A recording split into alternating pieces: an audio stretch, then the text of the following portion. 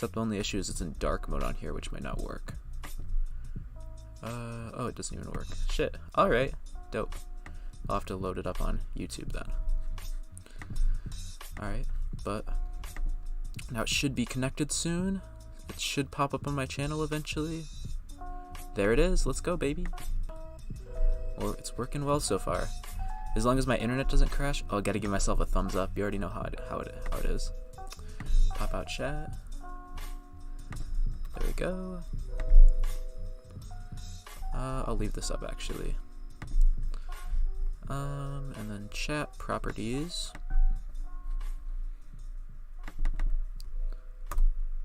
I have to do this when after the stream starts because it doesn't give me like a pop out link until after it starts. Oh, what's up, Daniel?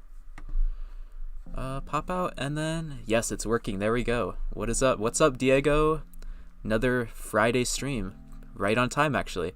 I was doing some Spanish homework before this, so I was nervous that I wouldn't get it done on time because I had to finish writing a like a summary of a book that I'm reading for Spanish. It's about a dude who drowned that washes up on the shore of. Oh, Diego already got me with the link. Thank you, Diego. I love you, man. But it's about this dude who washes up on shore, like it's a drowned man. He washes up on shore and then he like inspires the whole city to like change itself around and stuff. It's interesting. I gotta like choose my own story for it, and I thought it would be interesting because it's sort of one of the themes of it is the theme is sort of, what is it, like admiration and how like sort of hero worship, or that's the objectivist terminology. That's kind of what attracted me to it. How like hero worship can sort of change a society, I guess, or yeah, change a society, yeah, or change a person's life or lead to inspiration of them. But yeah, I was interested in talking about these two videos. If I haven't seen, actually, maybe this one might not be interesting. This one might be interesting. I haven't seen either of these videos. I just thought, hey, maybe I'll dock them up and take a look. Or I can just play Minecraft all day. Or I can talk with somebody. We'll see what happens. Actually, I should get the chat on my phone so I don't have to like check the chat on the stream constantly. Load that up.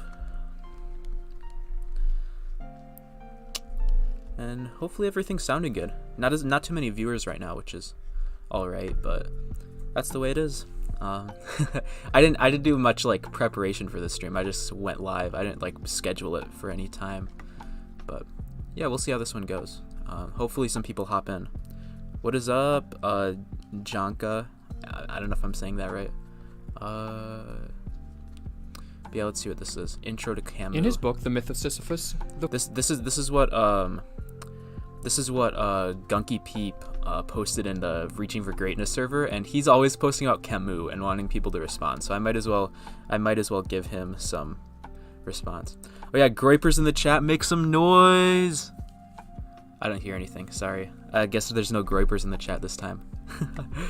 The philosopher Albert Camus wrote the following about the routine of many people in the modern I didn't say what's up to Filechno. What's up, bro? How you doing? day. Rising, streetcar, 4 hours in the office or the factory, meals. Also, this Camus dude is very depressing. I actually used to be interested in existentialism. I actually have I have all the books from my past. I never like got rid of half of them. So like I still have let me look. I still have like Jean-Paul Sartre's Being and Nothingness. I have the Myth of Sisyphus right back there. I want to stay turned to the mic so you guys can hear me, but I don't know if you did. But yeah, I have a lot of these books still. Like I used to be really into existentialism because that's sort of what meshed the best with my sense of life. I had this sense of life that like happiness is impossible in this world. It's impossible to achieve anything, and that's very depressing. Just to be honest, like that's probably the most depressing way to live, and that's sort of what my religious background got me, because it tells you man is this being with original sin. Man is this being that cannot achieve greatness without God. And I took that seriously. I took it, oh yeah, man cannot achieve greatness, so that means I'm just gonna I mean, what's the point of this life? This life is just meaningless. And I think deep down I knew that God is not real. So then I would fall right into existentialism. Like, there's no meaning in this world, so we got to create our own meaning or accept the fact. And suicide is this terrible thing that we constantly need to contemplate. And, like, death is this big deal. That's terrible. Yeah. Oh yeah. Oh, what's up, ALR? And Daniel Cross says, "Oh, nihilistic Garrett." Yeah, man. I used to be very, very nihilistic. It was bad. Streetcar. But I think this is sort of a week of me responding to past premises.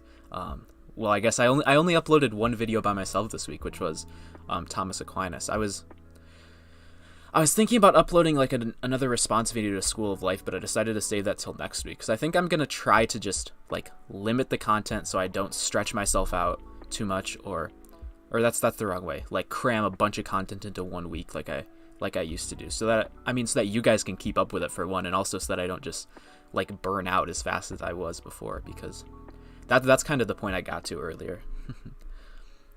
Daniel Cross says, "I feel you, man. Also grew up Catholic." Oh yeah, man, it's terrible.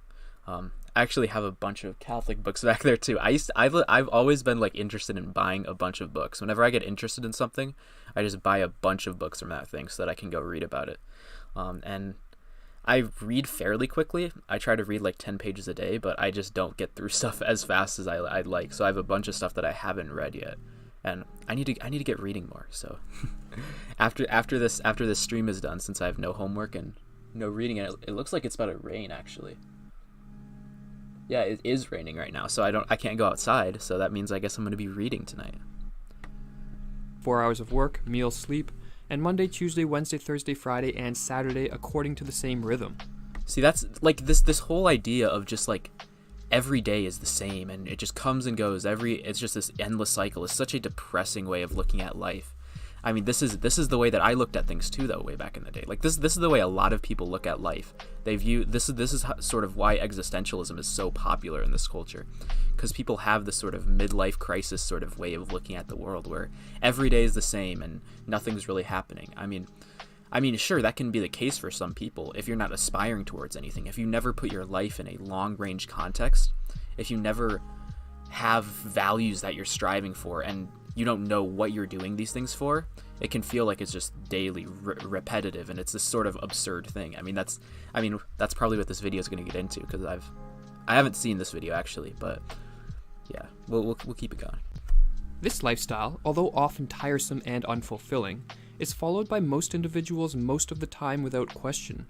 Once in a while, however... See, I mean, that's the problem with a lot of people. A lot of people are so short-ranged, range in the moment, and they just basically live how other people tell them to. Like, everyone from a young age is told, get a job, go to school, get a job, and survive, basically. Just do what you can to survive. Just work your everyday job. But there's so much more that you can do in life. Like, this is all you have. You have so much that you can achieve, and go do it. Like, set your values and go achieve something. And you don't have to listen to other people. Like, don't live the same life that everyone else lives. That's so boring and uninspiring. Live your own life.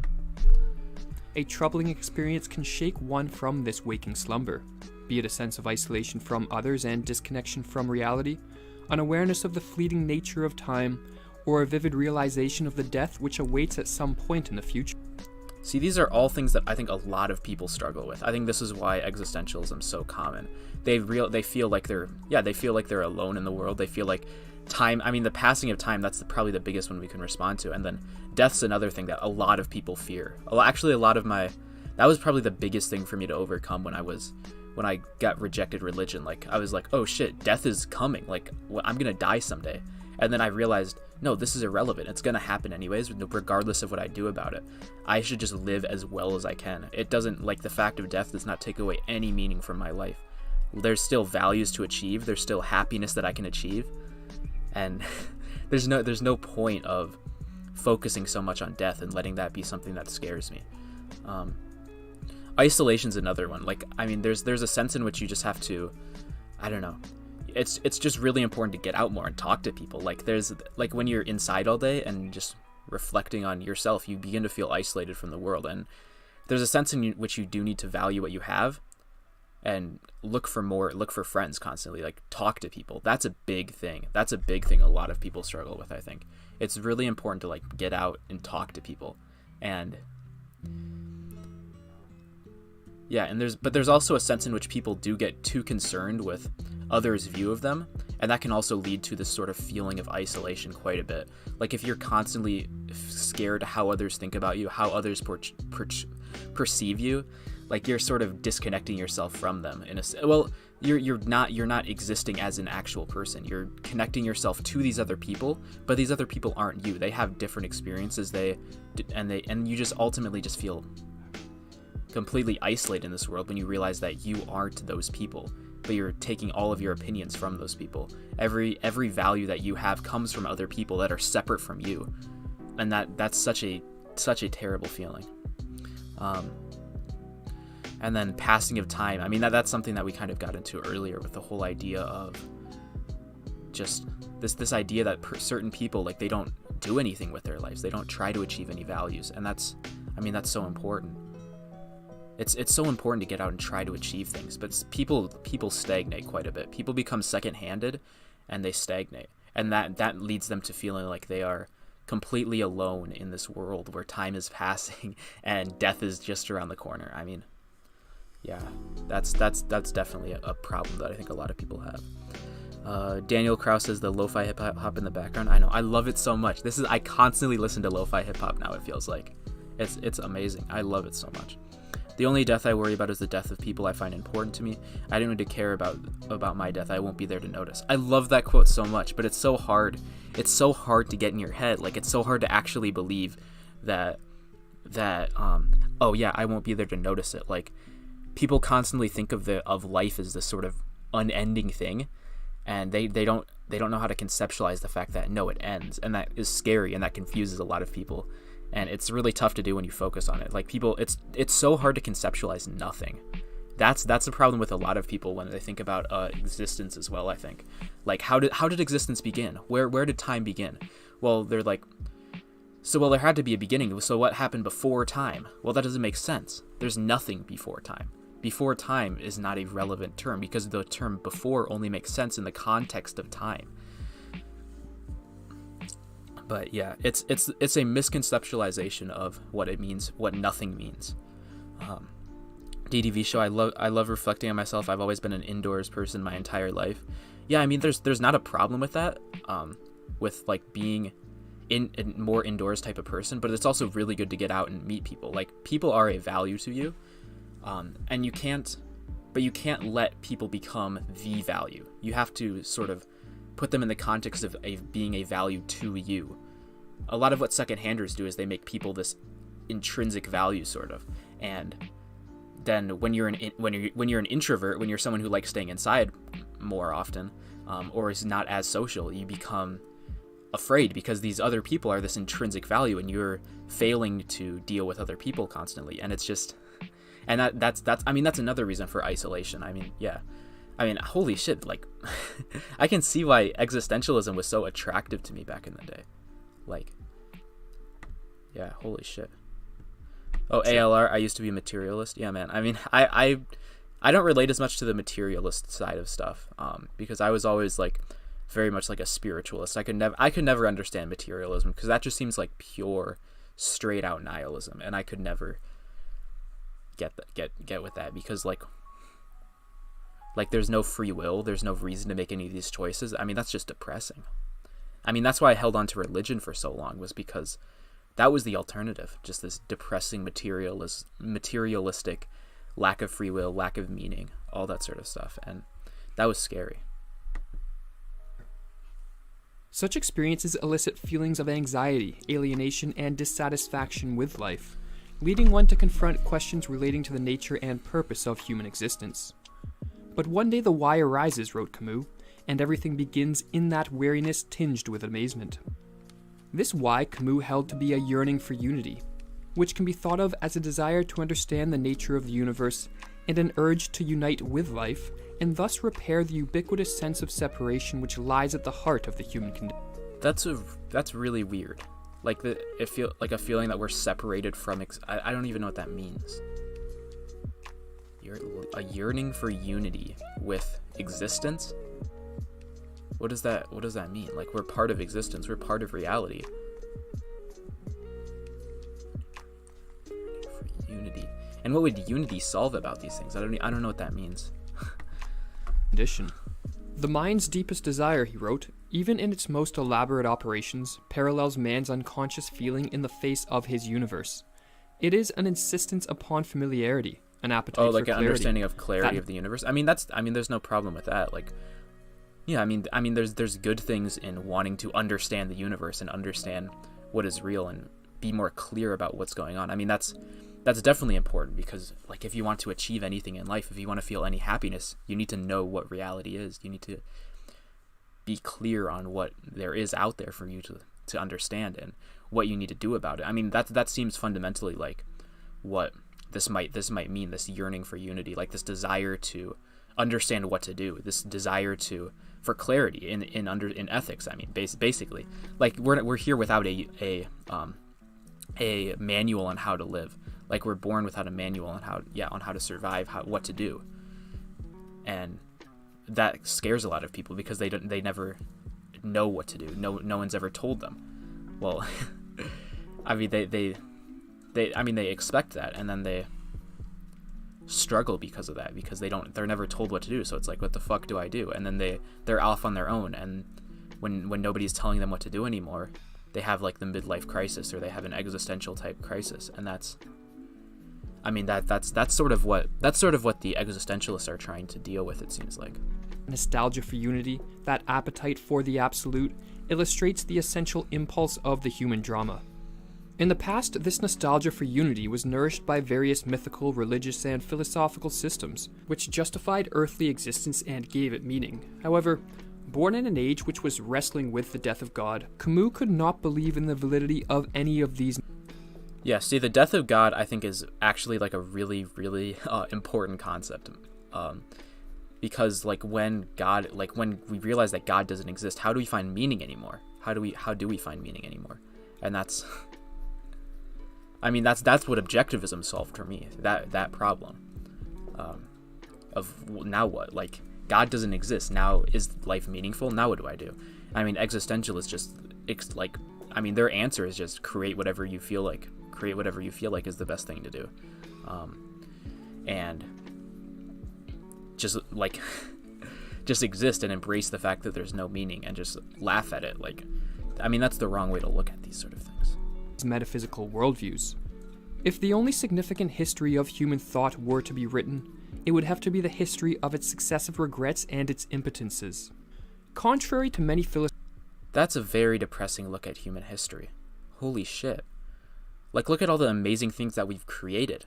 Like, I am live streaming right now to 4 people, but I mean, like, I have like 300 subscribers, and I'm live streaming to the internet, to the world, for the world to see. Like, I have like, oh, this microphone to make my voice sound better. Like, who thinks of that? This phone to be able to communicate with people and talk to people. Like, all these incredible things. Like, how are we going to say that it's a history of successive regrets and impotences?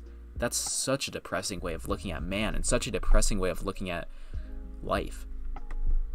Philosophical and religious worldviews, which exalt the divinity of human reason, Camus did not believe it had the capacity to catch hold of. Human reason is incredible. Look at what it has created. The reason why humans are the greatest species is because of our reason. We have this ability to think about the world, conceptualize things, and discover what's true, and then do something about it, and to create incredible things based off of that. Any transcendent truth or meaning. I don't know whether this world has a meaning that transcends it, but I know that I do not know that meaning, and that it is impossible for me just now to know it. This set up a disturbing problem for Camus. Recognizing that human existence is a futile merry-go-round with no end but death stimulates an appetite for clarity, a desire. What? A futile merry-go-round with no end but death? Is that what life is? No. You're constantly moving forward to achieve something, to achieve these higher states of consciousness, to achieve life, to achieve values, to create amazing things. Sure, death comes eventually, but that's not to be looked at. You live long range. You live and focus on what you can achieve, what is great about reality. And there are great things that you can do in this world. I mean, to say that reason is impotent and we can never actually do anything in life is so absurd. Do you think Steve Jobs didn't think that he could do anything in life? Look at what Steve Jobs made. He created the iPhone. He created an incredible life for himself. I mean, All this stuff is all this stuff that the human mind can do is incredible. To understand the absolute ordering principles and purpose behind the universe. But our reason is confined to the evidence from our experience. The purpose behind the universe. What does that mean? What does it mean for the universe itself to have a purpose? There's no purpose apart from a value, or like there's no values apart from a value, or there's no purpose intrinsic to the universe. That's a false assumption. And if you expect there to be a purpose behind the universe, you're making a mistake. All that there is a purpose to is two individual beings. And there is real purpose. There's real meaning based on the facts that I have certain requirements to live and certain requirements if I want to be happy. And if I can do those things, I will achieve life and I will achieve happiness. I mean, those are my values. If I can achieve my values, I will achieve life, I will achieve happiness. And those are two different perspectives on the same thing. Like existentially, living, that's like the ultimate goal, like to keep on living. But psychologically, what comes with living? What is the reward for living? Happiness. I mean, these two things are integrated together. Experience. And thus when it comes to the spiritual comforts we long for, there can be no certainty whatsoever. We are like Tantalus, who was condemned for eternity to stand in a pool of water beneath overhanging fruit, which receded every time he reached for it. No, we can grab the fruit and eat it. We can't grab we can grab the fruit. We can't grab like all of it, every single thing that we could possibly imagine. There's not an infinite fruit tree, but we can grab the fruit and we can eat the fruit. Our values are possible in life. Deep yearnings for a beyond to justify this earthly existence will forever remain Why do we need a beyond to justify an earthly existence? I don't know what that means. Why does that matter? No end to existence discredits the fact that I achieved happiness during existence, or that I achieved something during existence.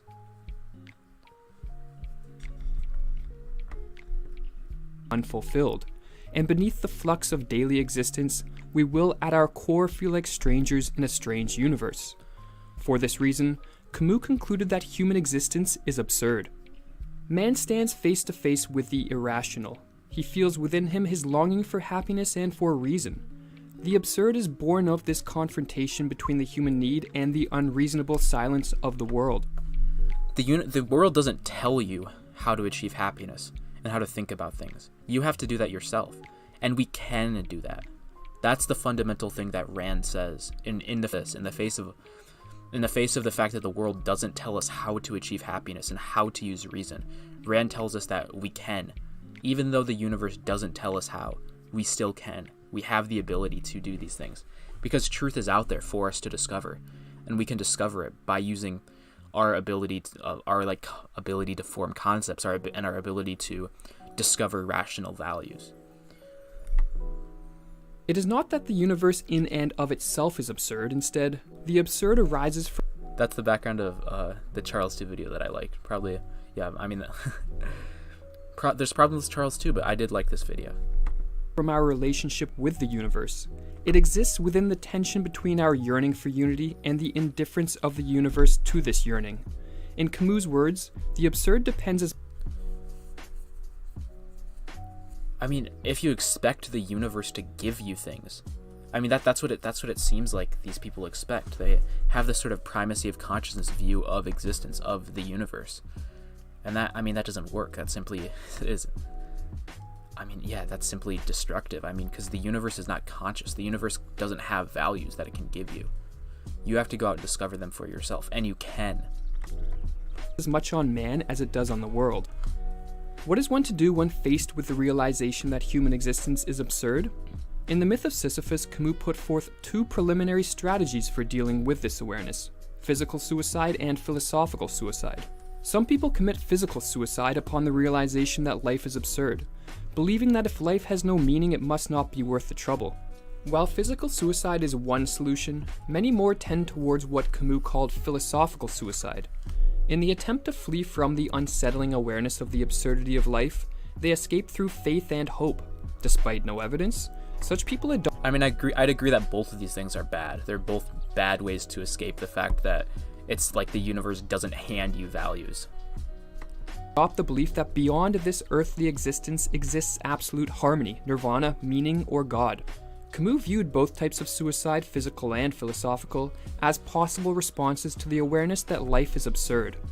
Does its absurdity require one to... It seems like he's using absurdity to refer to the fact that life doesn't hand you values, that you need to go out and discover values for yourself. And like this fact that the that the universe itself doesn't hand you values can lead to certain people committing suicide because they don't want to struggle to achieve their values and discover their values, or they can commit philosophical suicide by sort of by becoming someone who believes in religion or has faith in things, and faith in God's values, that God will give them values, which both of those are bad responses. They're both very terrible ethical responses. To escape it through hope or suicide? That is what must be clarified, hunted down, and elucidated while brushing aside all the rest. Does the absurd dictate death? While admitting suicide as a possible response to the absurd, Camus concluded that those who choose to commit physical or philosophical suicide fail to understand that to maintain an awareness of the absurd without opting for death represents an accomplishment, a supreme state of consciousness. To be aware of the absurd and of the crushing fate which awaits is for Camus to become superior to it. Such an individual Camus called an absurd hero. They view that as a hero just to pretend just to accept the fact and just deal with it. I mean, that's stupid. The maintenance of a lucid awareness. The values are, you can achieve values even if the universe doesn't hand them to you.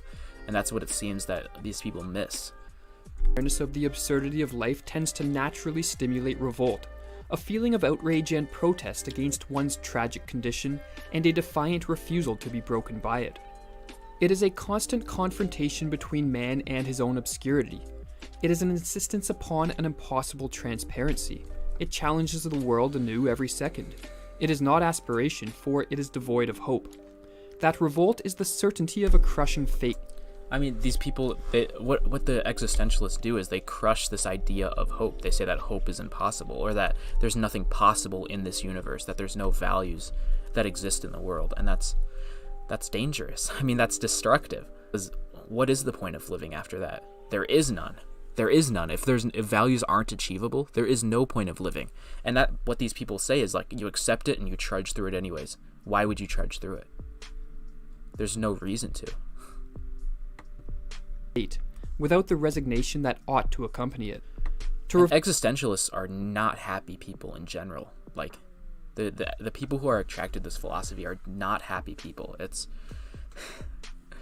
absurd to assume that these are happy people. Revolt is to say no to one's absurd existence, and in the process to say yes to some other, more desirable existence. This affirmation implicit in revolt leads to rebellion, which is the attempt to refashion human existence through one's own efforts. In every rebellion is to be found... Yeah, I mean, you can't change existence, certainly. I mean, that's certainly true. But why is that a bad thing? Why is it bad that you can't change existence? ALR asked how to develop a consistent reading habit.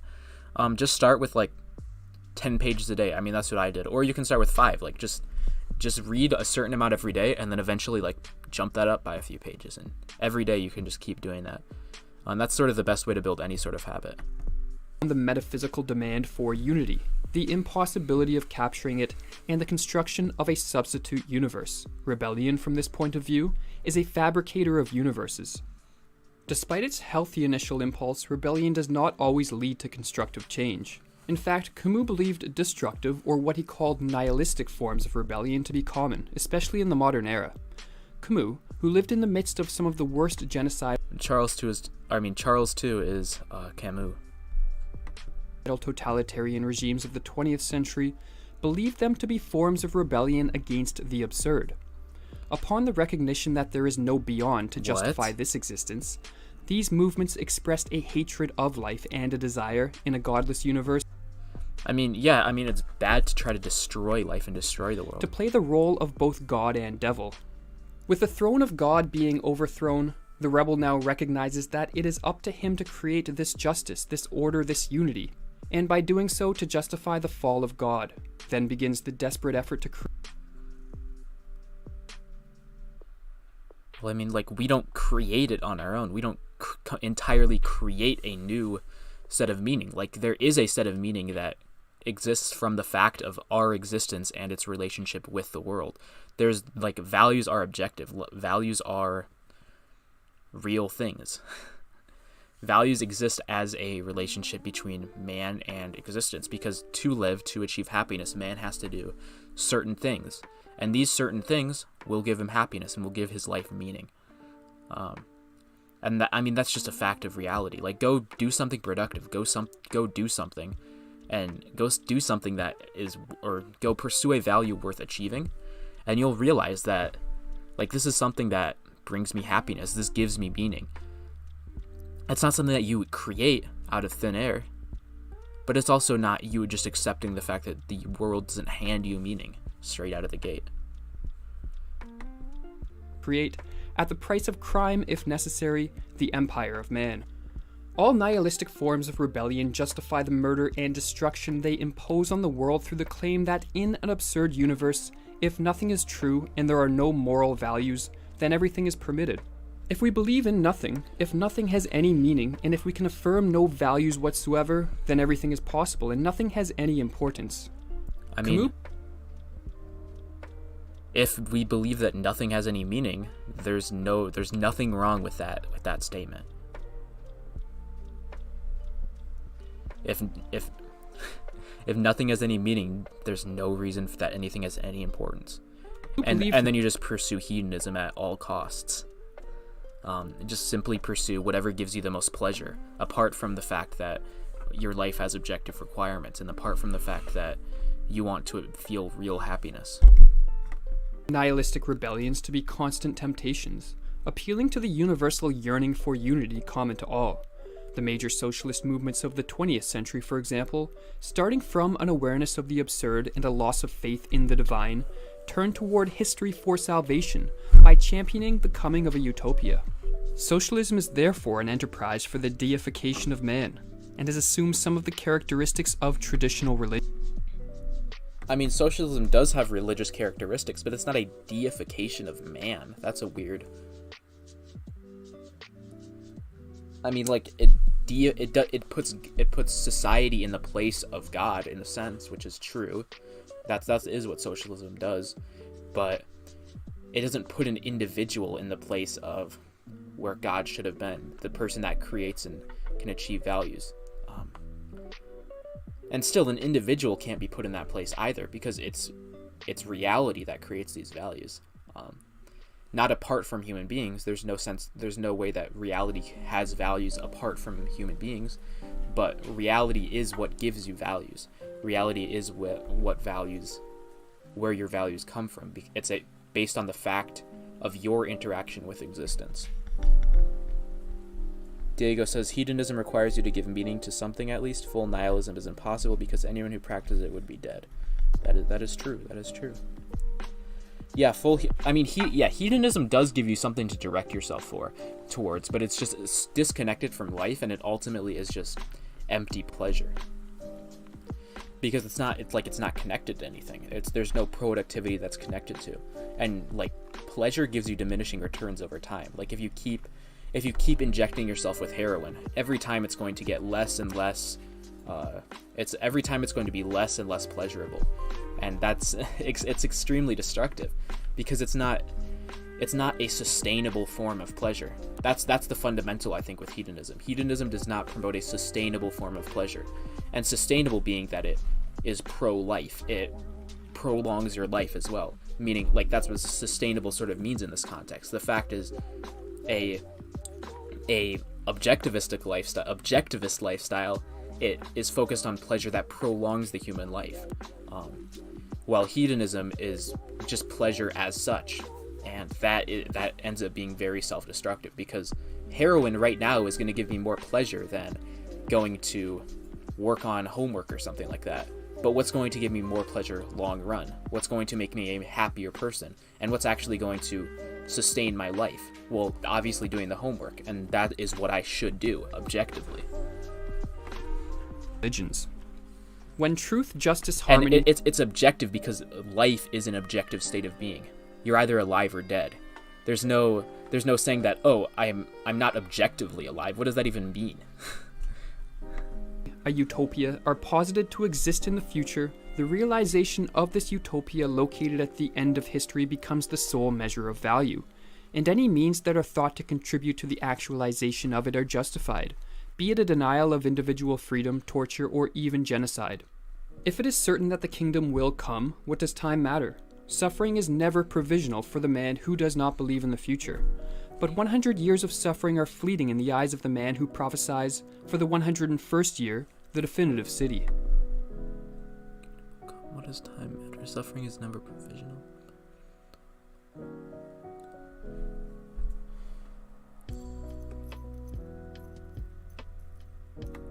Yeah, Such nihilistic rebellions are characterized by what Camus called a demand I didn't see anything super worth tearing apart in that quote. for totality, seeking to achieve the impossible by completely eradicating the absurdity of human existence and implementing a utopia. They wreak destruction, chaos, and suffering on the world in the name of a... I mean, I agree that those people who try to create these ideal utopian societies at the cost of individuals are bad people. This is sort of a criticism of the power lusters at this point.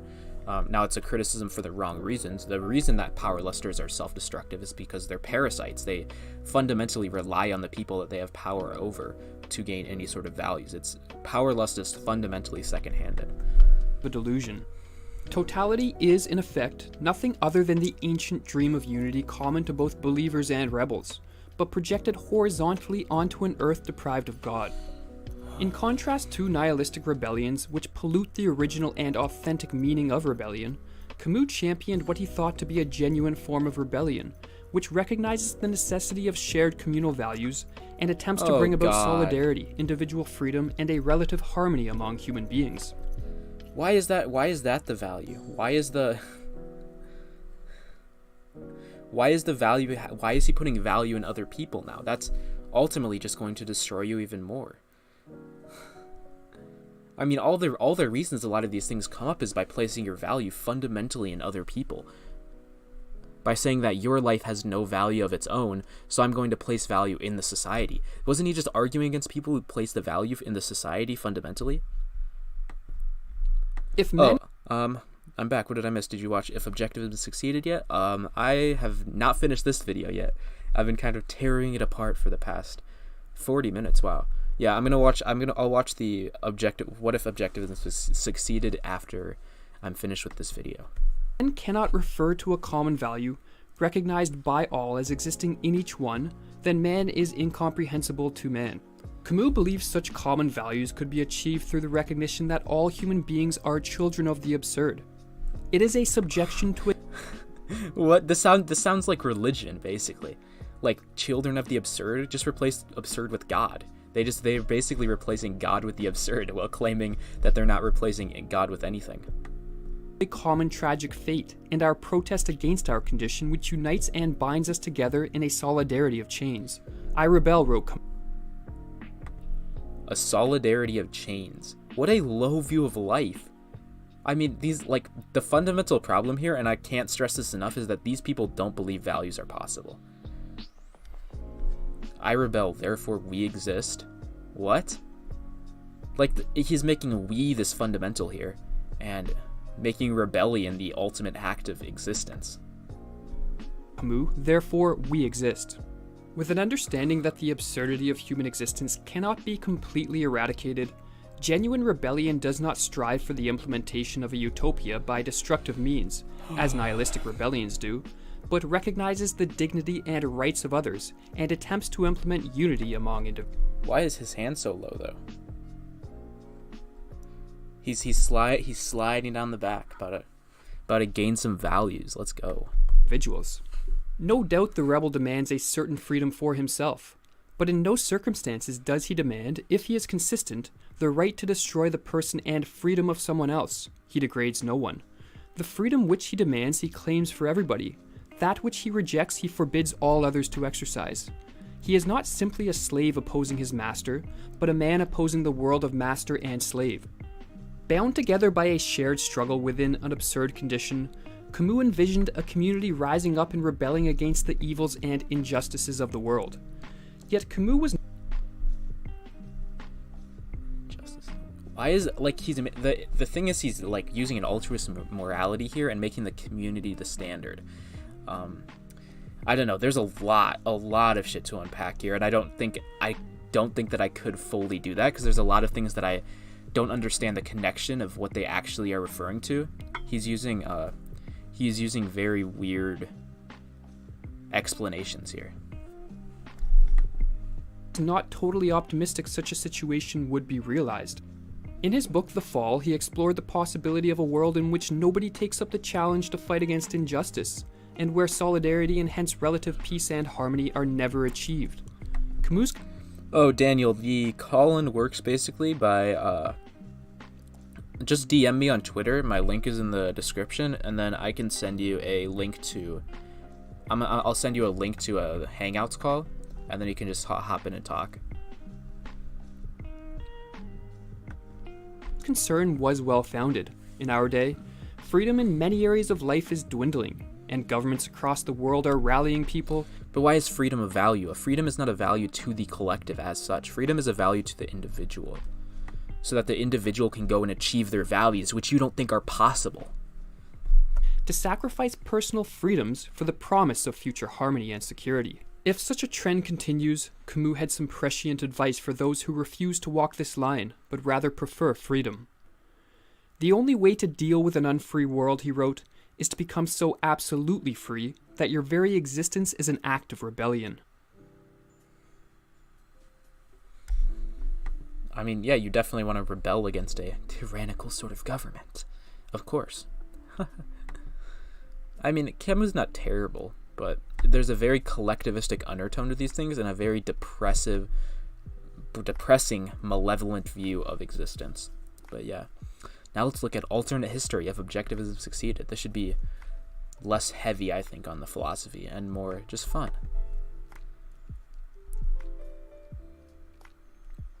No one, no man, no woman, no child should ever have to drink green water. 66.6k subs. With algae with disease in it.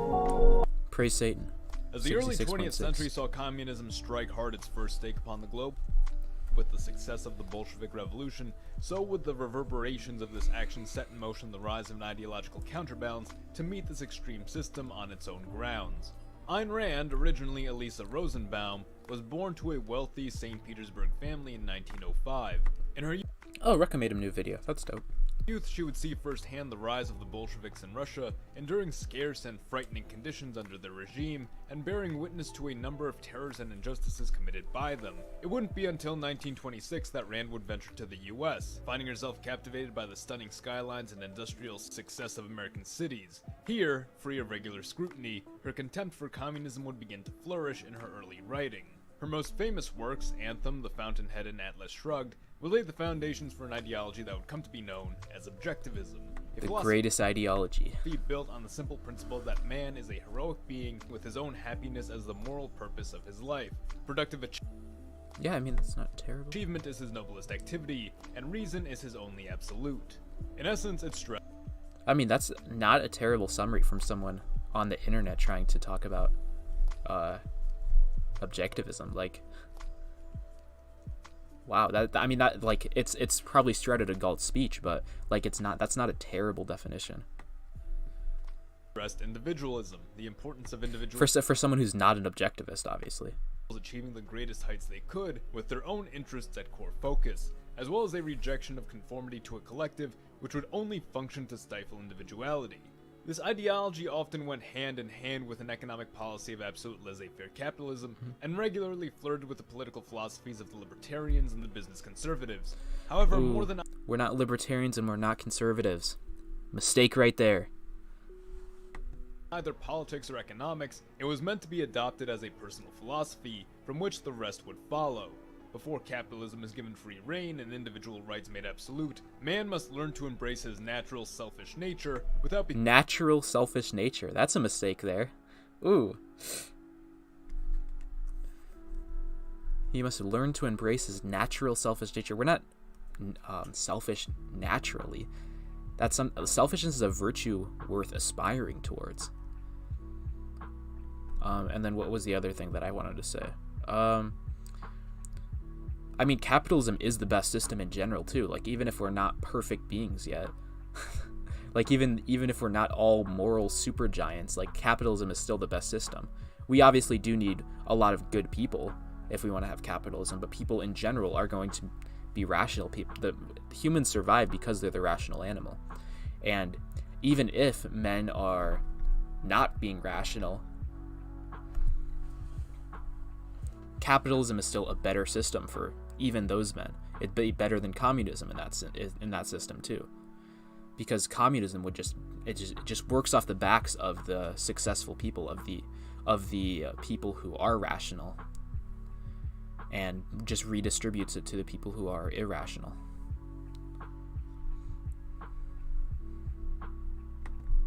Becoming a social parasite. Allow me to clarify. Rand argued that an objectivist system was ideal in achieving the greatest level of personal freedoms, while also contributing in unprecedented levels to both the economy and to technological development, by allowing the best of society to rise to the very top.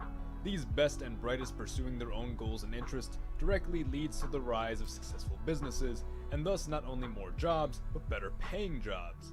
Inversely, those who refuse to work, infringe upon the freedoms of others, or benefit themselves at tremendous ALR said, can you watch a non-objectivist explain objectivism? I mean, I'm doing that right now, kind of.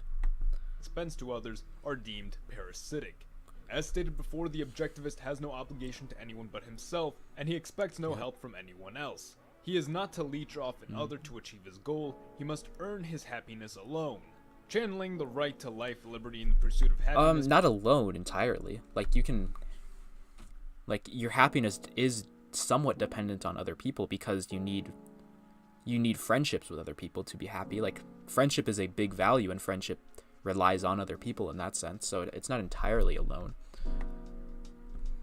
From the Declaration of Independence, it puts emphasis on not the right to happiness alone, and not a right to the happiness of others. Simply, You can watch whatever you want to. Wink. Thanks, Chandler. the right to pursue it yourself. And it is for that why the objectivist should continue to work proudly, instead of allowing others to simply provide Chandler, should I watch your Animal Crossing videos? Let's do that after this. for them. Only you completing the task you were meant to perform is what will give you fulfillment in life. And thus you ought to do it as best you can, and you ought to do it proudly. Now, there exists a seeming exception to this focus on the self when you tackle the issues of family, friends, and loved ones, but this is where selfishness shows itself to be perhaps not as shallow a concept in objectivism as others might perceive it to be. Rand's perception of he goes into selfishness this. was that it is in essence universal to everything we do. From loving your spouse to raising your children, from producing a quality product to endorsing a project you believe in, you only do so. Oh shit, he's actually doing a decent job of explaining this. He like went from the alone thing to explaining like, oh no, you gain values from relationships as well. Like, so this is not terrible. Because at some level, there is either a value or a joy you derive from it. If there is no value or joy in an action, then it's seemingly illogical to do so. No one would do work which is ultimately without purpose or aim if it wasn't fulfilling in some capacity. Of course, herein follows the arguments of greater meaning to certain acts which don't meet this criteria, often under the categories of religious practice, personal morality, or philosophical adherence, and to that, objectivism simply asserts that it is an intensely logical and secular philosophy. The very foundation of its ideals are that there is an objective reality. Things which require faith and surrender of the self to an intangible, unprovable force or dogma are deemed irrational and, in the eyes of some objectivists, considered immoral. And it is in the supposed irrationality of these practices that leads them to stray from the objectivist perspective on selfishness. But hold on a moment, you might be saying. Wouldn't objectivism also fall within the category of intangible philosophies as well as capitalism? Well, immediately in the case of capitalism, no, simply because it exists as a functional system.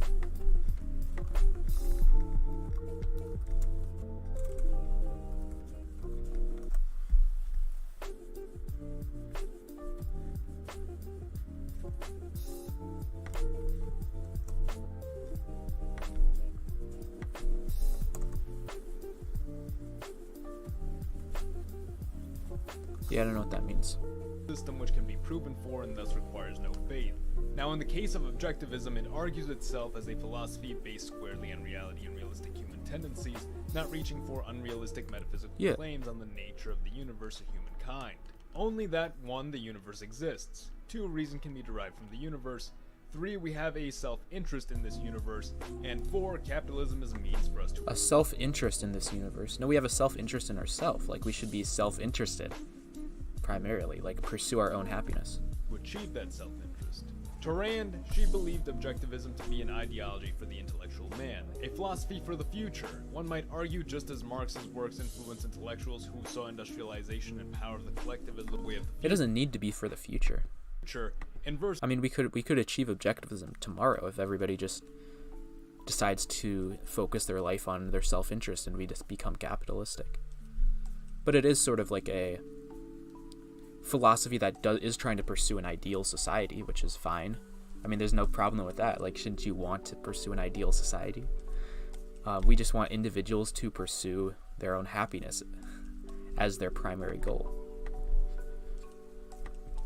Conversely, Rand perceived collectivism, religious superstition, and self-sacrifice as primitive practices to be rejected and replaced by individualism, reason, and self-epitomization.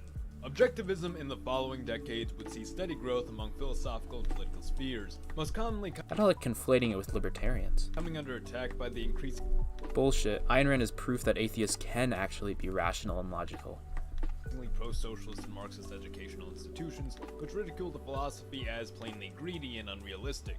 Despite this, it rose to inspire the philosophies of many within conservative and libertarian circles, becoming one of the most prominent ideologies of the Libertarian Party. Though despite this, the actual I mean, the libertarians just kind of stole a lot of her ideas and then made them weak. That's what Rothbard did basically. He just took he took the fact that human beings can't interact with force and then made that a priori knowledge. This self-ownership principle in the NIP. impact of Rand's objectivism on real-world politics and economics has been relatively meager. But what if that changed? The 1950s were a prime period for objectivism to rise as a fundamental American ideology. The Cold War was beginning to take shape, with communism as the new clear enemy of the American way. And though the US was cleanly out of the Depression, a number of the borderline socialist policies of the New Deal were still being carried forward by the New Deal coalition, which in our world would dominate the presidency until the late 1960s. In this alternate timeline, we could propose that increased controversy surrounding the New Deal coalition and fears of American communism create the perfect storm of conditions for Rand to bring her ideology center stage. But for the sake of simplicity and disregarding the heavy sway of left-wing influence in both the educational and cultural mechanisms of the US at the time, we'll just suggest that this world sees objectivism gain tremendous social influence in the post-war period, its secular nature and focus on individualism, meshing well with what will become the counterculture movement sometime later, while its firm anti-communist pro-capitalist utopian stance would satisfy conservatives and early libertarian types. What we'd likely see is a push for a return to more laissez-faire economic policies in response to the regulations proposed by the New Deal coalition. Immediately, history remains mostly as it had, with FDR's successors retaining public support, but at an ever-diminishing rate as the economic debate was soon joined by the debate on civil rights. This background music is kind of loud. Intervention overseas. I'll just turn it off for now. Vietnam, affirmative action, the role of government, and much more. The reign of the New Deal coalition would likely end in the early 1960s, when incumbent President Lyndon Baines Johnson will be brought up against Republican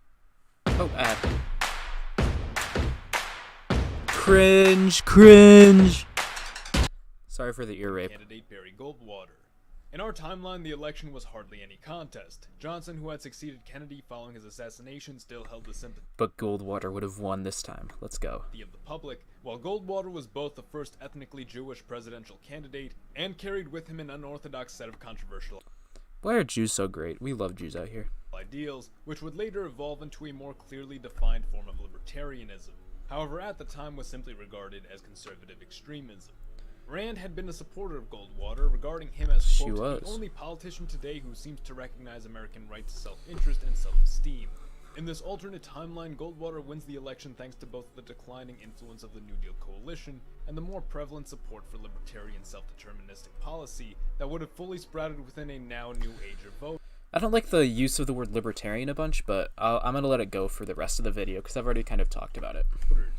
He would redefine the party into one which, as he had hoped to achieve in our world, would no longer be a party of conformists, but a party for free men, together in a flourishing nation without the stagnations of collectivism, a country where all who can will be self-reliant, and one in which the government only conducts its basest and by the Constitution functions to ensure a free society.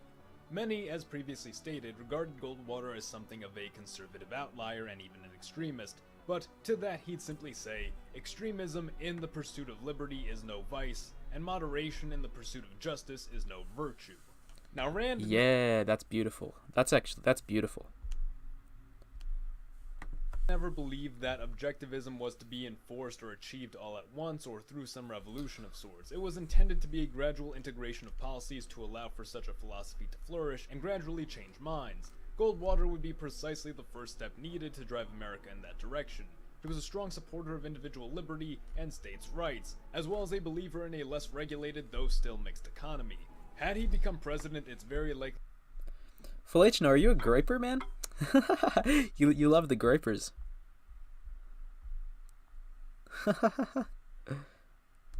Oh man. He would have followed through. Oh, they heard me say the Jewish thing. I bet they did, man. They're all gonna leave my channel. They're all gonna unsubscribe after they heard me praise Judaism. A number of his game-changing promises. Number one being the matter of state-by-state and individual observance of civil rights. Throughout most of his career as a politician, Goldwater supported civil rights, however disagreed with the ways in which politicians of the time sought to enforcing it, from Eisenhower's use of I mean, that's basically Rand's point as well. the federal military to enforce integration, to the federal enactment of anti-discrimination laws, which he asserted violated the freedoms of association and of states' rights. It really seemed to him that in the sacrifice of liberties for the pursuit of equality, the US was on a trajectory toward the same despotism of the Soviet Union. Had Goldwater taken seat, given how fresh the Civil Rights Act had been, it's very possible he could have taken to amending or repealing the act as unconstitutional, allowing for the matter to be decided upon and enforced only at the state and not the federal level, something which would no doubt lay the course for a rise in states' rights, fracturing away the hegemony the federal government had come to build over the individual states. I mean, Rand's not a massive fan of states' rights, and plus, also capitalism probably would have lessened the desires for segregation as more private companies would be more open to taking all the business that they can because they're greedy. Don't you guys agree that private businesses are greedy? They want to make as much profit as possible. So why would they cut off a whole part of their consumer base? And also a lot of the problems at this time were due to government segregation rather than just private segregation. So, I mean, government segregation is definitely a bad thing that we should have gotten rid of. A greater sense of freedom throughout the country. Secondly, Goldwater was staunchly anti-communist and would take action both domestically and abroad, cracking down on labor unions via corruption investigations, and making the alarming proposition to use tactical and small nuclear weapons in conventional warfare to end the conflict in Vietnam for the Western powers, as well as send an aggressive message to the Asian communists. As risky as it may sound, that risk diminishes when we consider that the Viet Cong were primarily supported by the Chinese and not the Soviets, this having been during a time when Chinese and Soviet relations were growing very cold, and just as China first developed nuclear weapons, still unable to deploy them at a long range. So while unlikely to trigger immediate nuclear retaliation, it could set a dark precedent for the use of small nukes in conventional warfare, although alternatively, it could... I mean, the thing is, we want to end wars quickly. We could have, I'm not a fan of us being in Vietnam, as of us having been in Vietnam, but if we're going to get into a war, we should not prolong the war. If we have the capacity to win the war, we win the war. So I'm fine with Goldwater saying some of those things. It would mean no US involvement at all, as Goldwater had asserted that he wouldn't resort to a land invasion and would only take action if conflict could be resolved quickly. Thirdly, we'd see Goldwater reduce government spending, reduce the federal income tax, and reduce government regulation overall, essentially mirroring the policies of Reaganomics, which he himself contributed to, creating a freer market in which businessmen who grew up enamored with objectivist philosophy could now thrive in, paving the way for the rise of a number of enterprises which would reach the level of mass industries in the years to come, in turn flowing more wealth back into the American system. And yet, there's more. While Goldwater was ethnically Jewish, he was notably skeptical of Israel, specifically the Israel lobby in America, which he regarded as much a problem as the labor unions, being that they seemingly had their own That's interesting. Rand would probably not have been anti-Israel, I don't think. agenda which differed from that of the common American. If Goldwater as president took a colder approach to American-Israeli relations, it could lead the US to avoid supporting Israel in the Yom Kippur War, and thus avert the oil crisis which followed as retaliation by the Arab nations. What this means is more money in America's pockets, and a gradual distancing itself away from the Middle East. Perhaps turning... That might have been a good thing, though, actually, because I don't think we should have gotten super involved in Israel's wars. Like, let Israel fight their own wars. To Canadian or South American oil, especially choosing to rein Canada in, who around this period would have begun developing relations with China and Cuba, much to the dismay of the US. Now, had Goldwater won re-election, it's possible he may have gone as far as to pull the US out of the UN following the admittance of Communist China, an action That would have been good. that would have easily earned the support of the anti-internationalist objectivists, including Ayn Rand herself. The Goldwater presidency, had it lasted 1 term or 2 terms, would have radically shifted the American paradigm to re-embrace liberty above all else. The Republican Party was now a firm coalition of former Dixiecrats, business conservatives, libertarians, liberals, and constitutionalists, while the Democrats became a party of labor, minority rights, and disenfranchised Christians who came to reject the secular tones the Republicans began to adopt. More generally, the Republicans had essentially become the party of objectivism, the party of the self and of personal achievement, whereas That would have been amazing. the Democrats became the party of altruism, of the collective, and of equality and Yo, what up, Venom Squidward? Yo, who are you? I have no idea who Venom Squidward is. I don't think I've ever seen Venom Squidward watching any of my videos. So, what up, Squidward? How you doing, man? of internationalism. As could be imagined, such a system would lead the US to become an industrial trade and productive giant, one capable of outlasting and outproducing even the Soviets, channeling the spectacle and excitement of the space race into fuel for what would become private space ventures and development of superior technologies, which propelled the nation vastly forward. Most Americans in this world enjoy a level of luxury only imagined in the most utopian of societies, with an even more impressively wealthy elite at the very top. Down below, however, many would find themselves in dire conditions without the safety of the welfare state to protect them. They would endure They would have jobs, and there would be more objective charities. hardships unknown since the early days of the Great Depression, their only solace being the Democrats who would draw these discarded Wait, who the fuck is Joe? Who's this Joe that you guys are talking about? Is he in the chat? I don't see any Joe, guys. I'm sorry. Oh yeah, Kirk's what up, Squidward meme. That's spreading all over now. souls into their ranks. I mean, it's because we're such a small community, and Kirk is at the top of the community, kind of. Through the provision of free food and shelter, gradually making of this underclass a loyal following, resentful toward the government who had failed them. While the majority of the nation prospered, this minority of the population would realize it had no hopes of making change democratically. They now had no voice at all. They had no power. All they could do now was take action. Violent resentment of the wealthy would most certainly emerge and spell a period of domestic conflict potentially decades long. Had the US wholly embraced the principles of objectivism by this point, which let's just say is somewhere in the 2000s, suppression of these radicals by the government alone would be immensely difficult, and so would the elites need to adopt a policy of economic warfare, boycotting Democrat-run businesses, terminating employment, and raising prices to be wholly... I mean, they're expecting a class war that comes out of objectivism. But the thing is, like, objectivism, if we look at capitalism throughout history, that's what objectivism promotes. It promotes laissez-faire capitalism. And what does capitalism do throughout history? It raises up the poor. It raises up everybody. So, this idea that, like, the poor would be destitute and start a class war, it's so Marxist in thinking. But I mean, this is kind of, this video honestly is not, this video is honestly not terrible. Like, it's accurate, but it has a very mainstream view that this would lead to class war and that objectivism would destroy the lower class. But it's still like, oh yeah, there'd be a lot of innovation, there'd be a lot of all this sort of stuff, and that, like, the explanation of objectivism at the beginning was not terrible either. And, like, the explanation of sort of the things that Goldwater would do isn't terrible either. But the only bad thing that I've seen so far in this video is what he expects would happen to the poor. He expects the poor would get completely left behind in an objectivist society, but that's not true. to the impoverished. Oh, what's up, Sopraccio? Oh, and bye. Goodbye.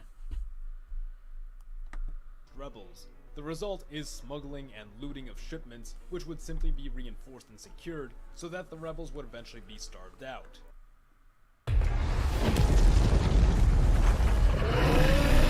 Oh yeah, remember he's not an objectivist, still pretty good, I would say. Oh yeah, for a non-objectivist, like, this is incredible. After seeing all the other shit that people say about objectivism, like, yeah, this is not bad.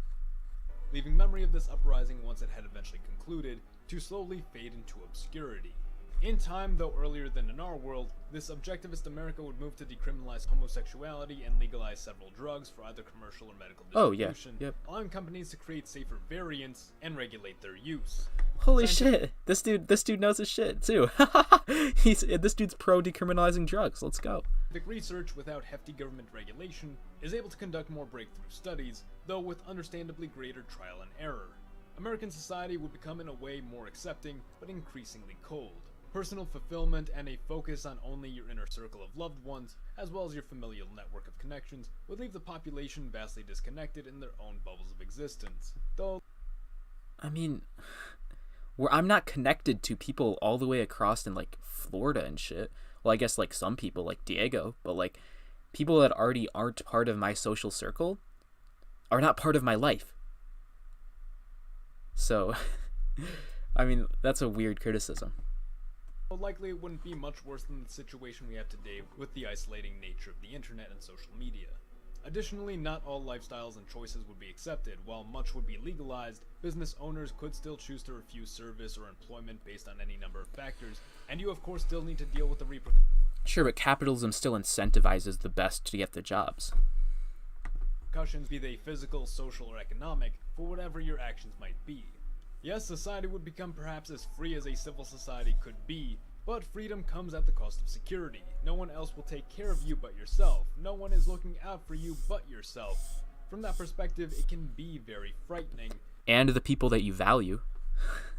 There's no government looking out for you, but the people that you value still love you. The people that you love still love, or that love you still love you, and that want to make sure that you're doing okay. So. But it's something which must be seen from a different angle. That you alone control your life. And that's the big thing. You control your life. And you can go with it as far as your limits stretch. It can be as basic as, say, wanting to do your job well so you have enough money to live comfortably, or it could be that you have greater ambitions, that you want to improve your body through fitness or create machines out of a sci-fi movie, or write a story that takes people to another reality. But whatever it is, it won't just be handed to you, nor should you want it to be handed to you. Some will achieve before you do, or you might soar higher than everybody else, but no matter what, you need to try. Because if you don't try and you give up from loss after loss, nothing is there to catch you. And that's partially true of our world as well. If you just give up on an endeavor you really believe in, nothing is going to make sure that endeavor comes to light. You alone are in control of it. You are in control. And that is where I'll end this video for now. And that is beautiful. You in control. The US of Z, thanks for watching. This was not a bad video, actually. For a non-objectivist to make a video about objectivism, this was not terrible. I gave it a like. That deserves a like, I'd say. But now I don't have anything else that that I want to talk about. Watch someone explain Spinoza. Man, I've explained Spinoza so many times, man. His ethical system, his method of philosophizing. There you go. That's the essentials of Spinoza. Spinoza has a good ethical system, based in rational self-interest, fundamentally. He has a bad method of doing philosophy. He is a rationalist. Oh, Chandler says watch the Thug Notes. Yeah. Thug Notes, Fountainhead. I think I've seen this before. I used to watch Thug Notes all the time, and I've read The Fountainhead a lot as well, so.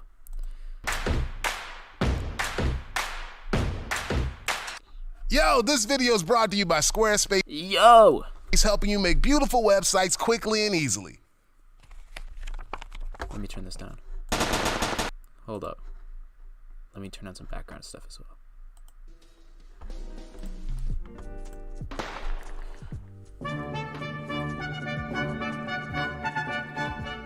Oh yeah, it always give me Daily Wire videos. What's good? This week we shaking them haters off with the Fountainhead behind Rants. Howard Rourke is the only bro in his architecture school who want to shake things up. Everybody else just a bunch of by-the-book hacks who think building design gotta rep tradition. But Rourke don't flow with that mess. He got his own vision and don't give a damn what they think. Brother keep it so real that the school expels him. Rourke be keeping it real though. You already know how it be. Yeah. ass straight up. So he head to New York and start working for an architect named Henry Cameron. Even though Cameron's rep ain't so hot among the big dogs anymore, Howard think he's the trillest architect in the game.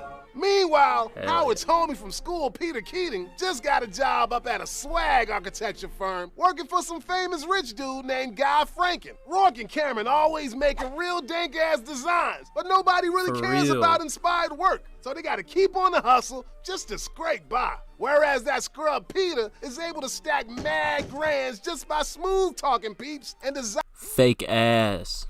them pretty weak-ass buildings. Before you know shit. it, Oh yeah, spoiler alert, by the way. So if there's any of you who are reading The Fountainhead right now, fast forward don't fast forward, I don't know, wait 15 minutes.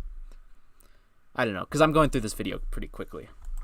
but dude becomes full partner, even though he accidentally murked the guy to get there. Peter feel bad, but now when bad feels this good, yeah.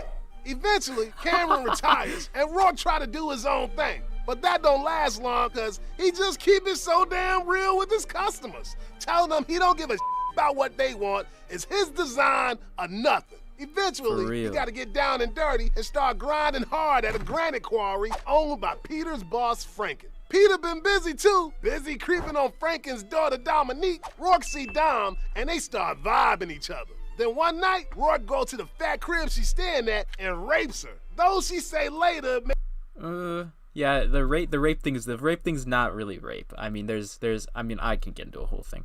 I don't want to explain the whole thing. Fuck. It's part of characterizing who Dominique is. She clearly consents.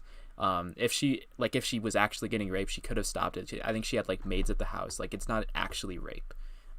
It's a very dramatic display of the fact that Dominique does not believe values are possible and that she wants to destroy the things that are her values. She has a very malevolent sense of life, and she doesn't think values are possible. Maybe it was just what she wanted. That's what the books say. So she tried to find Rourke looking for another go, but that is what the books say, and the books say what is right. brother dipped out to New York to design another building. Dominique ends up heading to the city too, and finally figure out that Rourke ain't just some granite quarry hustler. As a girl who knows a thing or two about architecture, she thinks his work is off the chain. They start hooking up on a DL, but in her public life, she tried to destroy Rourke's career. Girl got a serious hater streak to her.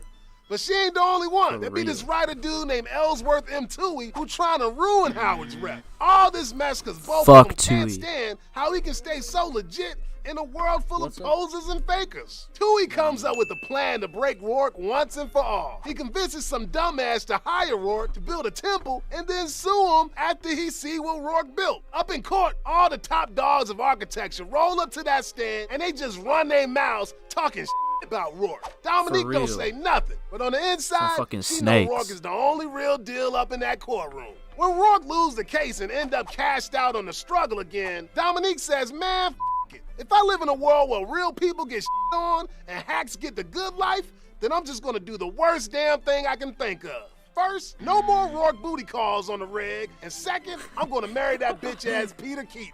Later, Dominique meet this rich newspaper man named Gail Winan. Dude's so into Dom that he literally buys her from Peter. Winan thinks Rourke's work is really fly, so they become boys, even though he don't know nothing about what went down between him and his woman. Eventually, Keaton lose all his rep, and everybody starts seeing him for the tool he is. Boy gets one last shot at the housing project and realize he need Rourke if he gonna do it right. Rourke agreed to help a brother out under two conditions. Number one, they gotta do it his way, and number two, he stays anonymous. They shake on it, but later Rourke find out that they mess with his vision. So what does he do? He burns that motherfucker down. The whole damn country hating on Howard now, but at this point, he just used to it. Winan finally step up and defends his bro in the newspaper. But when the heat comes down and Winan gotta choose between Rourke or his business, he like, Rourke who? And throws his ass under the bus. Seems like it's all over for Rourke. But at the trial, he rocks the mic, saying how important it is to be true to nobody else but yourself. The jury lets him off, Rourke and Dominique become a thing again, and Winan asks him to build one more building. A building so tight, it's gonna rep all the noble things about mankind.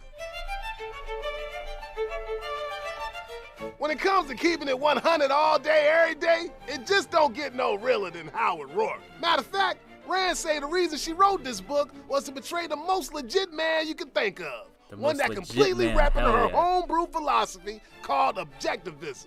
This is the motive and purpose of my writing, the projection of an ideal man, the portrayal of a moral ideal as my ultimate literary goal, as an end in itself, to which any didactic, intellectual, or philosophical values contained in a novel are only the means. Objectivism preaching a couple things like logic, self-interest, capitalism, atheism, personal responsibility, and as far as reality go, what you see is what you get. So that's a tight philosophy and all. But what does this look like in the flesh? Well, first off, Rourke go hard in the paint when it comes to his integrity. To this dude, keeping it real means dedicating your life to one idea and everything. What you think, what you do, all of it, gotta rep this idea. Your central purpose. When the haters start hating, he don't budge an inch, cause sticking by that idea is what makes you you. Most people can't roll like Rourke though. Every single day the world asks people to compromise their values, and most just let it slide, bit by bit, till there ain't nothing left of their self. They die with every day that passes. When you meet them, they're not what you met last. In any given hour, they kill some part of themselves. They change, they deny, they contradict, and they call it growth. At the end, there's nothing left, nothing unreversed or unbetrayed. If being true to yourself is number one, then you can't be giving a shit about what everybody else think, like that boy Peter. People like him spend their whole lives worrying about how they look in other people's eyes. To them, it don't matter how things are, only how it seems. Whining is even worse. He ain't even tripping about how everybody else see him. He want power over them. But brothers soon recognize that if you spend all your life trying to possess others, it's your ass that ends up getting owned. Whining walked at random. He owned nothing, but he was owned by any part of the city. It was right that the city should not direct his way and that he should be moved by the pull of chance corners. Here I am, my masters. I am coming to salute you and acknowledge wherever you want. This character of Wyland is so important. Holy shit. Like, just because a lot of people like to think that selfishness is like, oh, just get as much power as possible, destroy the weak, be the strong person who enforces his will on the weak. But no, it shows that you are ultimately a slave to other people when your entire goal is power. That's why Wyland is such an important character. I shall go as I'm told. I'm the man who wanted power. But on the real, can somebody like Rourke really exist in a world this crooked? Well, it sure ain't easy when literally everybody, even your so-called homies, trying to take you down. I mean, just look at these haters. Tui messing with him because he want the world to know that ideals don't mean nothing. Dominique think the world is too much of a twisted place for him to exist. And Whining quite simply thinks a dude as real as Rourke just can't exist, period. Crazy thing is, it's him who ends up breaking when he tried to live up to Rourke's baller status. Show Rourke's will, determination, and heroism are all pretty clutch, but that don't mean it's all good. There's plenty of jacked up shit about Rand's philosophy too. One of the worst things is the way Rand talks about pity. But this was pity. This complete awareness of a man without worth or hope. This sense of finality, of the not to be redeemed. Yeah, there was shame in this feeling. His own shame that he should have to pronounce such judgment upon a man. That he should know an emotion which contained no shred of respect. This is pity, he thought. And then he lifted his head in wonder. He thought there must be something terribly wrong with the world in which this monstrous feeling is called a virtue. Look, I don't know what an ideal man would look like.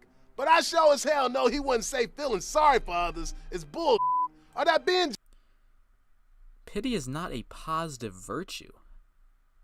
What? Generous to others is for bitches. No matter who you are, where you come from, somebody along the way has helped you get to where you are. All OGs know that. Thanks for watching, y'all. Don't forget to subscribe so you can be sure to catch all our videos. There's lots more on the way. And if you're feeling like you got... I mean, that's a weird thing to criticize. Like, oh, I feel sorry for people, so that means I like, at the very end, he's just like, oh yeah, pity's a good thing. Like, no, it's not.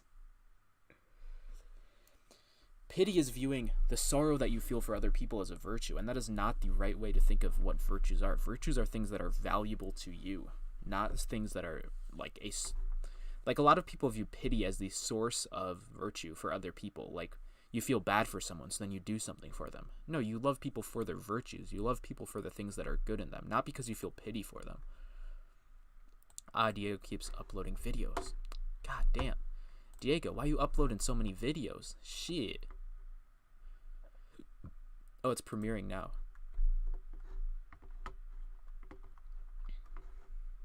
Show chat replay. Welcome, guys, to our Star Wars universe deep dive. I'm Diego, your host with the most, and to my left we have. Oh yeah, that's a softball criticism, for sure. I need to find a good video. Hold up. There's a very specific video I'm looking for. Here we go. I love one large gay adult. Shoot. Chandler, hold up. What did you say? I love one large gay adult. What do you love? I love one large gay adult. You love one large gay adult? Hold up, what? Wait, let's replay that again.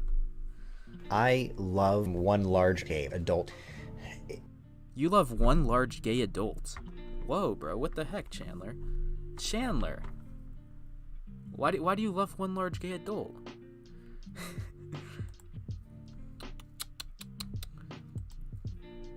Ethan Klein is kind of a... You know that Rand disapproved of homosexuality, right? Should I watch Rucka's video live? That was not taken out of context. It's an accurate quote. See, it's an accurate quote. He admits it as well. Look at that. Better to live a single gay adult than two adults.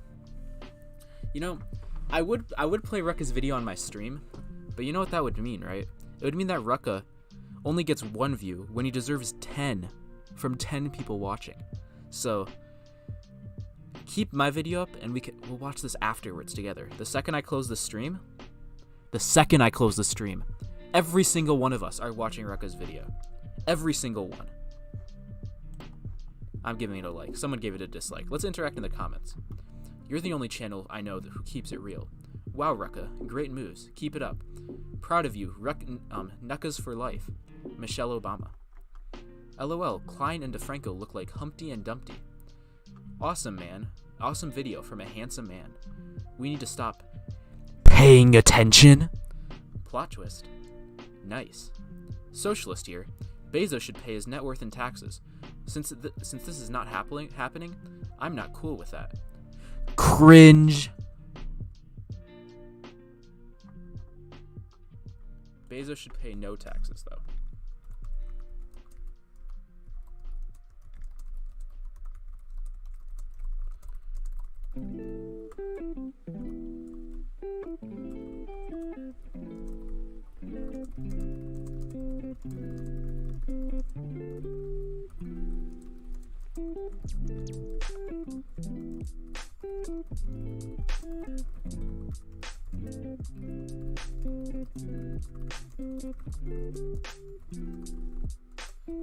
Bezos should pay no taxes. It is better for him to keep that money and reinvest it in Amazon, a revolutionary, incredible company that provides everyone so much value, than for his money to be stolen.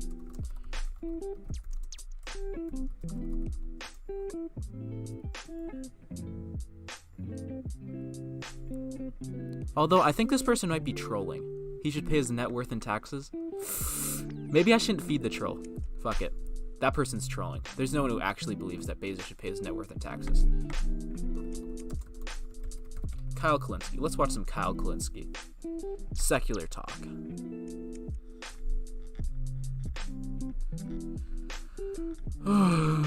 This is boring. I'm already bored. Let's watch some Fausch.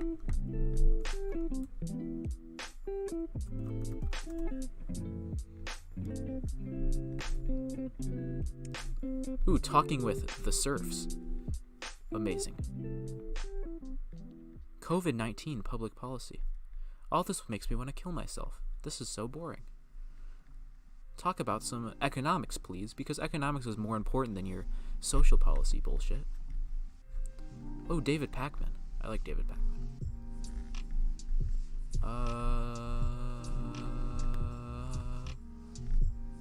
Is there anything good here?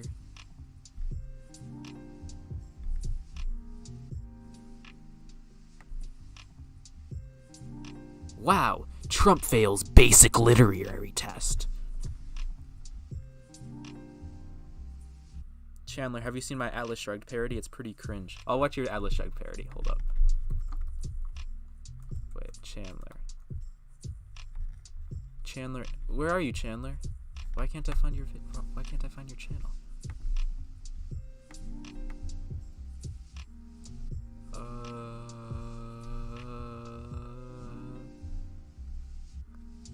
God damn it! Everyone, click on Chandler's channel and subscribe to him so that I can find his channel in the search.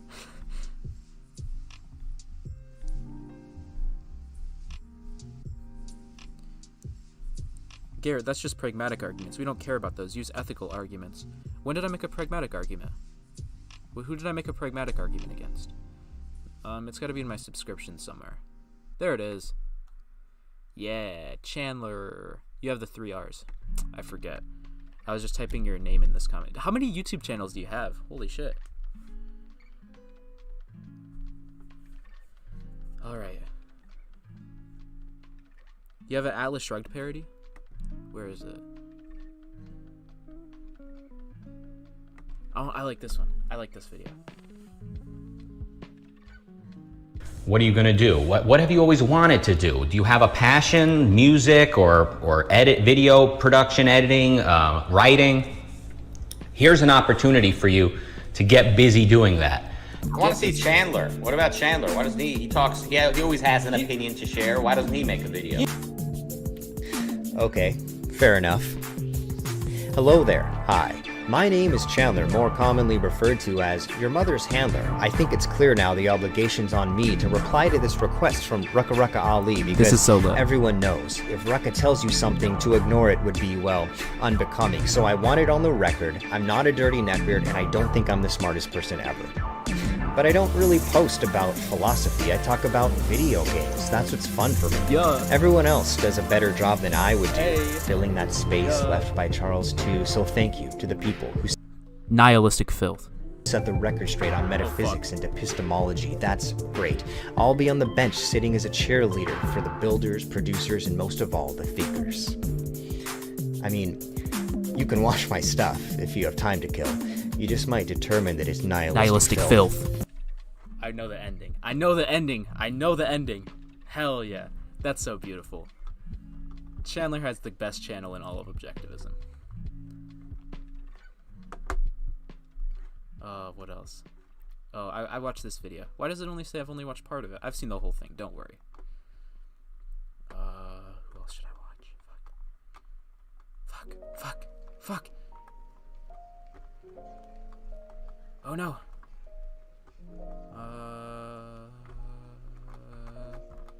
Oh no, I'm running out of people to watch. Americanitis. Let's watch his intro. You are listening to a TechSide Network podcast. TechSide.net. Casual conversation from technically passionate people. This is Americanitis, episode 16, The Intolerance of Captivity, for April 18th, 2020. I'm your host, Daniel Sagner. This podcast contains harsh language and covers adult topics. You will be challenged by views with which you do not agree. We may not be politically correct, but we are correct about politics. That's so beautiful. I love it so much. Where's the link that you put in the chat? I don't see a link.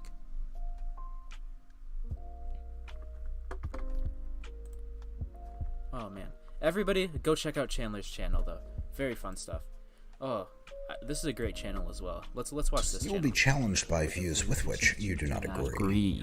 We may not be politically correct, but we are correct about politics. That's so beautiful. I love it. That's wonderful. I love it. So great. Oh man. Wait, let's see if I can catch it when I do it again. Everybody, go check out Chandler's channel. I want to catch myself doing it again. This is a great channel as well. Let's watch this. You will be challenged by views with which you do not agree. We may not be politically correct, but we are correct about politics. That's so beautiful. I love it. Let's do it again. Do it again. Yes.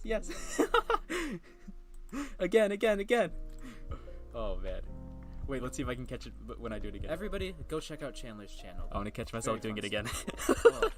This is a great channel as well. Let's watch this. You will be challenged by views with which you do not agree. We may not be politically correct, but we are correct about politics. Let's do it again. Should I catch it again? Should I do it again? Should I do it again? Oh, he wants me to do it again. I want to do it again. What do I... Should I? Fuck it, let's do it. This is a great channel as well. Let's watch this. You will be challenged by views with which you do not agree. We may be politically correct, but we are correct about politics. Let's do it again. Should I do it again? Are you guys getting annoyed yet? Or I want to have this as a clip for later, so that I can show Dan. Fuck. We gotta get Dan in here. What do I... Should I? Fuck it, let's do it. Oh my god, we're doing it again. Let's watch this. You will be challenged by views with which you do not agree. We may not be politically correct, but we are correct about politics. Let's do it again. Oh my god, this is fucking fun as fuck. Oh man. I want to get like a clip of this and then show Dan later. What do I... Should I? Fuck it, let's do it. Oh my god, we're doing it again. Let's watch this. You will be challenged by views with which you do not agree. We may not be politically correct, but we are correct about politics. Yeah. Let's do it again. Okay. Oh my god. Okay. Should I do it again? Fuck. This is the last time. The last one. This one's gonna be the best. Should I? Fuck it, let's do it. Oh my god, we're doing it again. Let's do it. We may not be politically correct, but we are correct about politics. Alright, we're done. We're done. What is the timestamp of this video, of this part? 1:30. It's gonna be around 1:30 when I upload this video. Okay, I'm gonna record a clip of it later, and then I'm gonna send it to Dan. Okay. Now,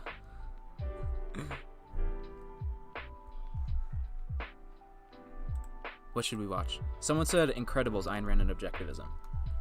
I think I've seen this before. I kind of want to play Minecraft. Fuck. Does someone want to call in? I want to play some Minecraft. Has anyone donated? No. Oh yeah, Sopraccio. I'm sorry I can't take you up for the ass fucking thing, but that's the way it's gonna be, my dude.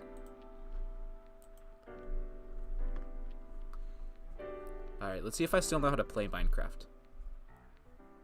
There's something on my microphone. Oh, hold up. Chandler sent me a link on Discord. Hold up. I need to watch this.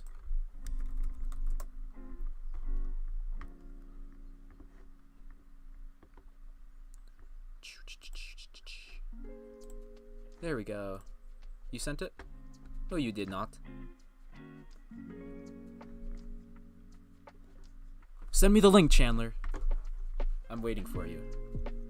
For now, I will play Minecraft. When it pops up. Where did it go?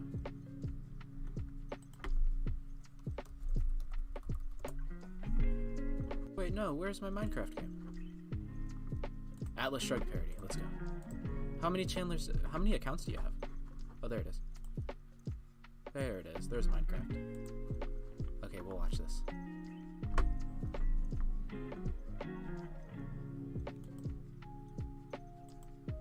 Wait. Wanna play Minecraft with me? Laughing face. Who wants to play Minecraft? Fuck, who donated?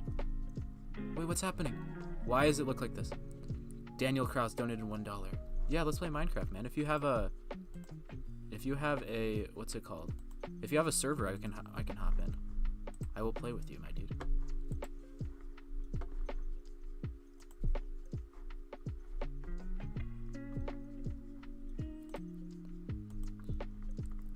Oh, it's a parody of the movie, not the book. Interesting.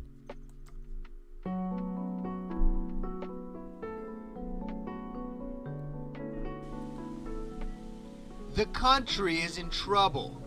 The economy is in peril. People everywhere are losing their jobs due to government influence.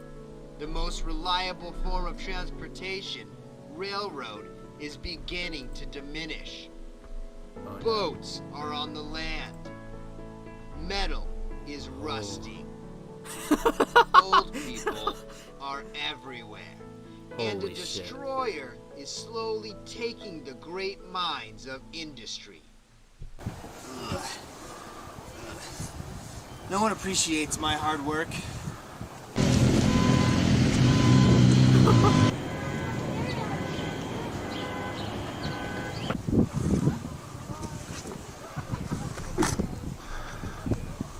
Are you ready? What the fuck?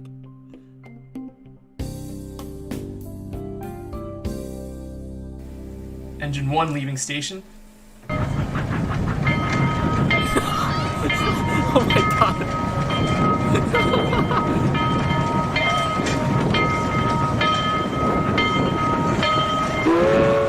Oh my god, this There's is so something on the track! Oh fuck no. What? Why don't we have people checking the tracks? Because of the anti-inspector bill. We have no inspectors to inspect the track. What? Who is John Galt?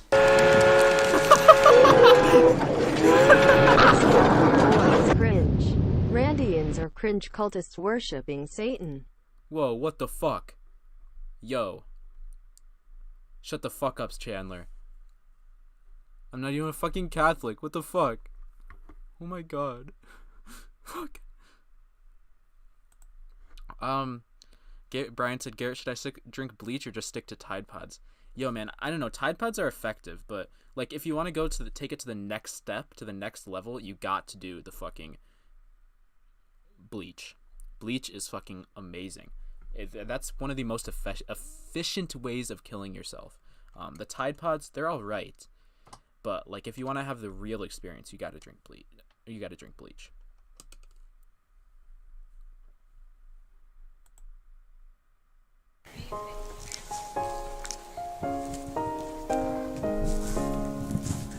Oh, I'll check my Twitter, Daniel. I got you. It was the government. It was the government. Oh my god, I love it. That's incredible. That's such an incredible thing. Fuck. Oh yeah, I need to check Twitter. Okay, let me check Twitter. I don't want to show any of my private messages on the stream, so I'm just using my beautiful phone. Message requests.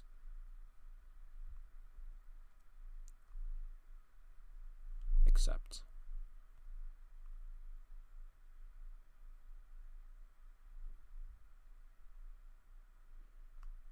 Wait, hold up. Daniel Kraus. If I can, I would like to join you on that other video. Sure, I got you. Hold up. What other video? Hold up. Copy. Paste. There you go.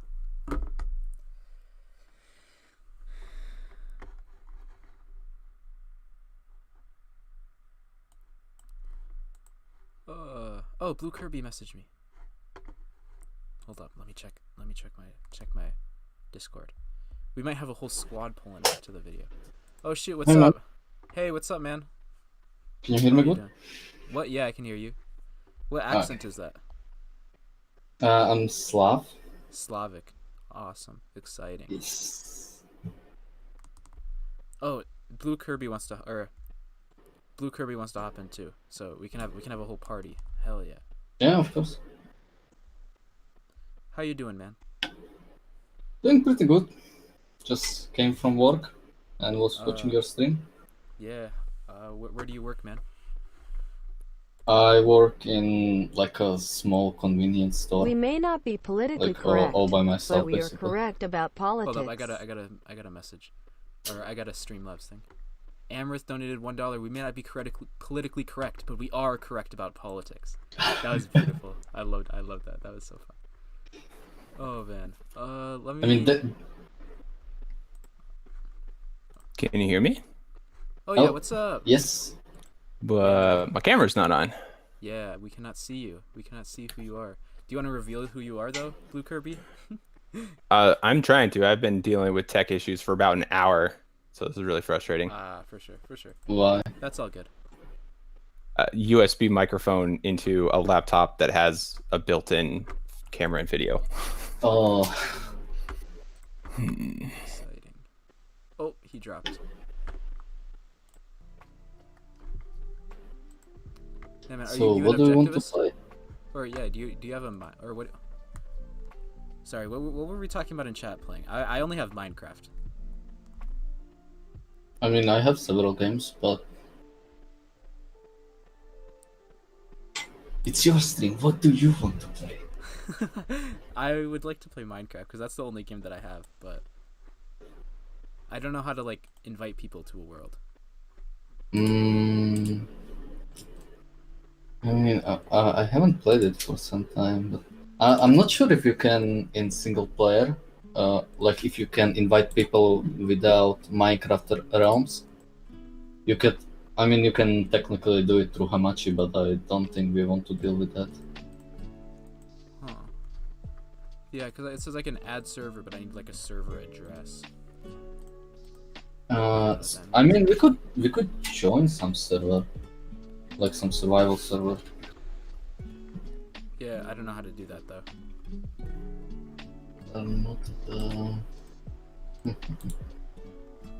I mean, I have. Hey, what's up? What up? Success. Honey? Can you hear me? Hey, yes, I can yes. hear you. How you doing, man? Finally. I feel like you're on now, but we did that. Yeah, we got the boomer objectivism. Yeah. So I'm on the same laptop, but as you can see, I have new hardware, so you shouldn't hear the fan this time. Audio's a lot better this time. If you remember our video, Great. The audio is terrible. I will never forgive Brian because he revealed to me that he only listened halfway and then turned it off. Ooh. Yeah, that's unforgivable, man. He also didn't know he was talking to me, but still unforgivable. Oh yeah, wait, were you like in the blue Kirby disguise? Shh, can't reveal these things. Oh shit, well we already I'm have. anonymous. We already have kind of, man. Like showing your face. I was like, oh, blue Kirby messaged me. I'm like, oh shit, fuck. I shouldn't have said that because now everybody knows. So are the two of you gonna do some kind of game and then we can just chat in the background? Yeah, I'm just trying to figure out how to do a Minecraft server. Yeah, I'm also trying to find something, and I found one video, but let's see. Pasting it.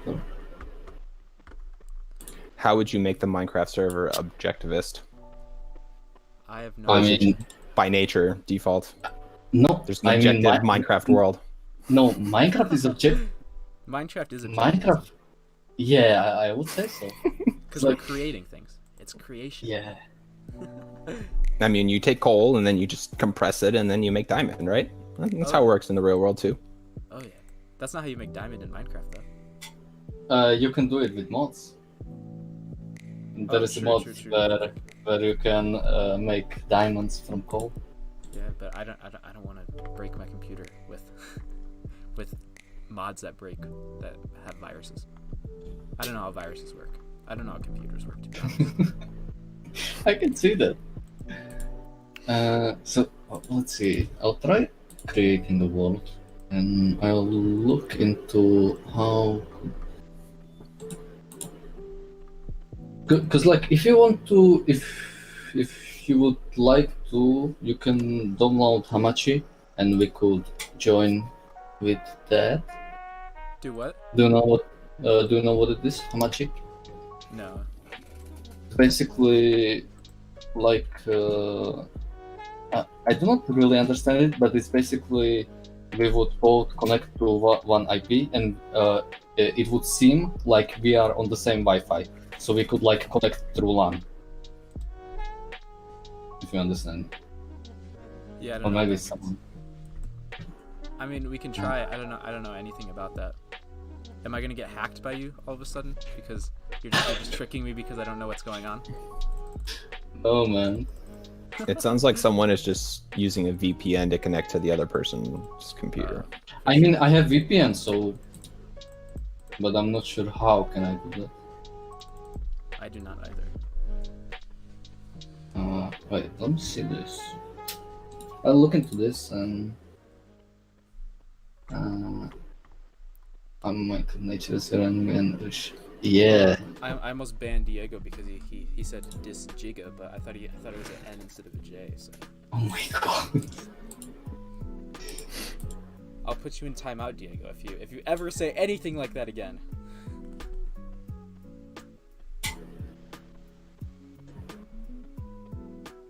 In the meantime, we can talk about objectivist drama. Objectivist drama? What's the drama? Well, we can start with this Twitter thread from one Garrett Mayer 33. It says, I hate drama. I do hate drama. Some of you might be surprised by this. Why does he hate drama? On my channel, I frequently engage in a lot of drama in the objectivist community. So it may come as a surprise that I hate it. I just realized what this is. This is so cringe. Please stop. No, stop. I'm gonna delete the thread. Stop. However, I find it more important to build up my own life and discover truth than to tear it down. Yes. And we can skip the rest of that monologue because we all know where it goes, nihilist filth and whatnot. But okay, I think I solved it. I will send you on Twitter. I wasn't even parodying it, Charles, in that tweet. I was just very annoyed about how people which tweet? Drama. Oh, I hate it. Yeah, creating drama to create drama is not meaningful. But if you are pointing out things, trying to teach someone something or get them to realize something, that could be useful. Wait, hold up. What is this? VPN.net. I don't know anything about this website. It's a tool that was used a lot. Right, what's this?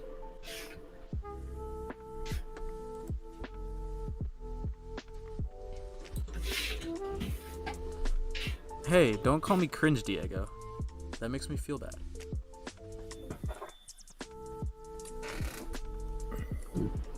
Hey, everybody who's watching, go donate me. Go double my amount on Patreon right now. I have $30 a month. Go make it 60. Damn. Yeah. All right. Let's get it. What kind of Patreon benefits are you offering? None. Coming on my Hangout stream. So if you don't donate, I'm kicking off all of you. Does this apply retroactively and currently? Yes. Goodbye. No, I'm kidding. It's all good. And there's nothing. It's just if you get value out of it, it doesn't matter. I do like the less frequent but more in-depth videos. Yeah, I like them better too because I don't run out of ideas. I was going to suggest you can go back and take videos you've done before and develop them further, go more in depth, use more current examples. I could do that. Get it? What's up? Did you download the Hamachi? Oh, you want me to download it? I don't know anything about this website, man. I mean, like, very you don't have to, of things. But that's the only way I can think of, like, because basically how it works. Are there any like public Minecraft servers? I mean, we could, but nah. I mean, depends on what you want. Because with this, we could create our own server, basically. And it works like you create like a virtual network, and we can both join on that network. And when we are on the same network, we can join ourselves through one. That's like kind of how it works.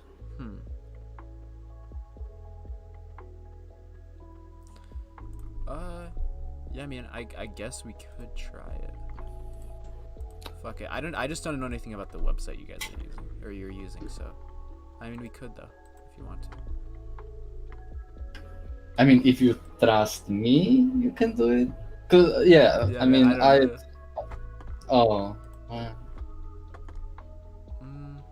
Yeah, I get it. I mean VPN.net. Maybe that. I mean, it seems short, so it's VPN.net. City. There we go.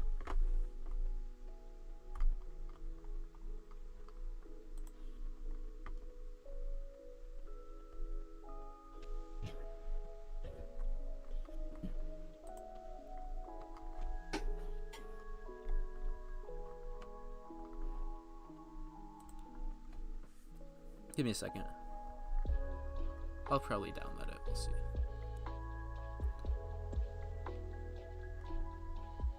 Yeah, I mean, it seems fine. I don't know. But the only thing, when you will be installing it, be careful on what you mark as yes and I have, because if you mark too much things, you can install something you don't want. What do you mean? Like, what would I install that I don't want? Only things like how do I say it? Add-ons and third-party programs. Yeah, add-ons. Yeah, I just clicked the download now link on the website. Yeah, that's fine, but like when you will be installing it.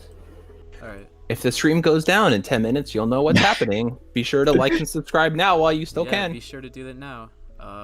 Preferred language, English. Next. Go support Garrett. Become a patron.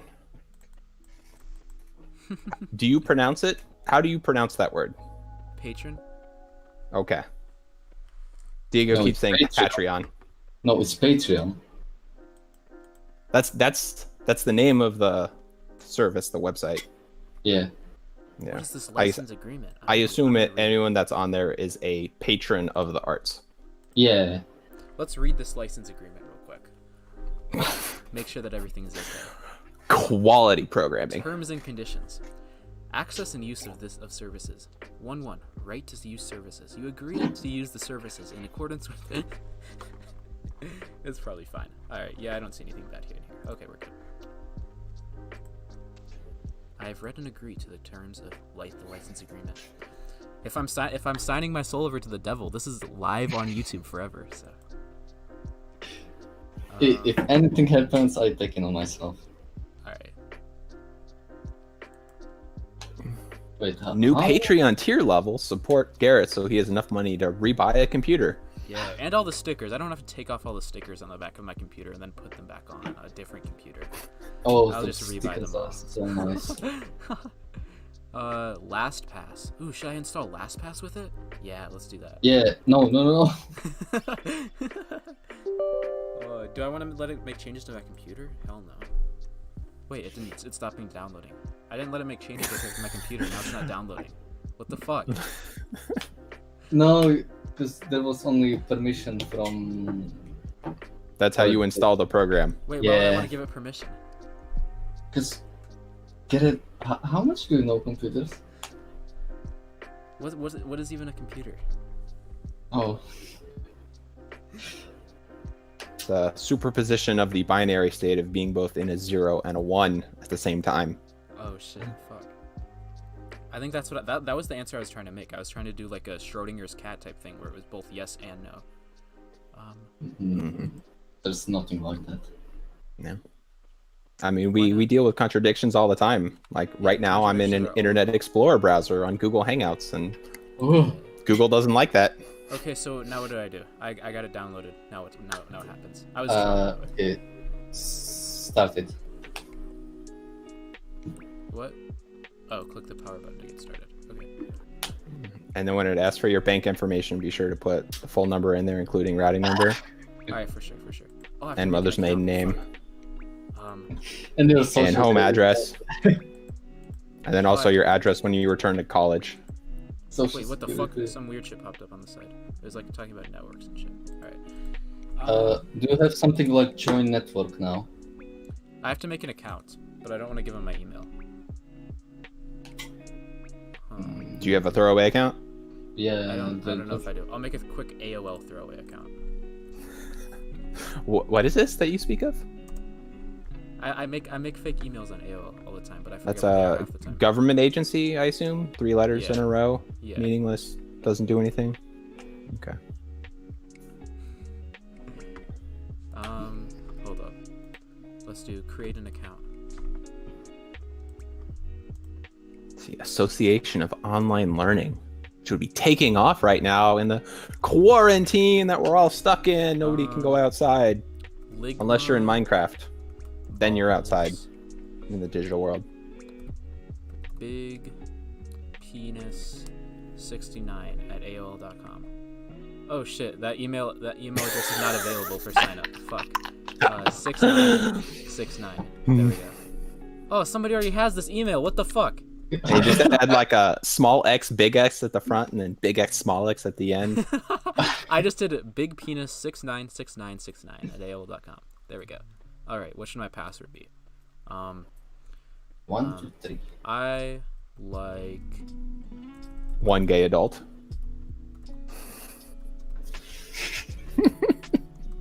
Shout out to Chandler. Oh, do I have to put my phone number? I'm not gonna put my phone number. That'd be terrible to put on stream. 1-800-CALLATT. Gender. 800-CALLATT. Gender. Oh, I didn't mean to put that. There we go. I need to put a phone number in? What the fuck? Hey, can I have one of your guys' phone numbers? I just provided you with one.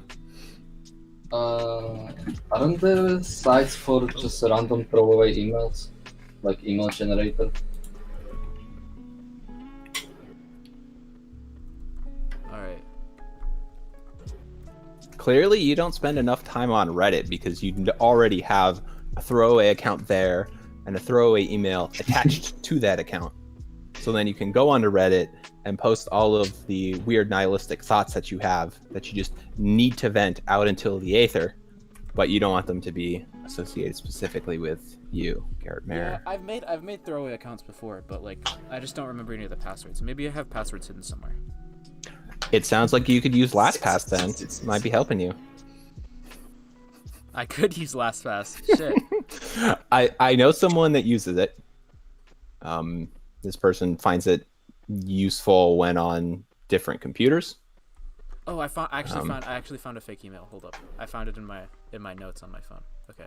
It's anonymous 1234567899064 at gmail.com.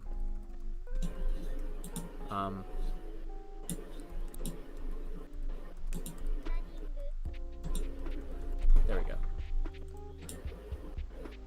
Oh wait, I need to create an account. Fuck, I'm retarded.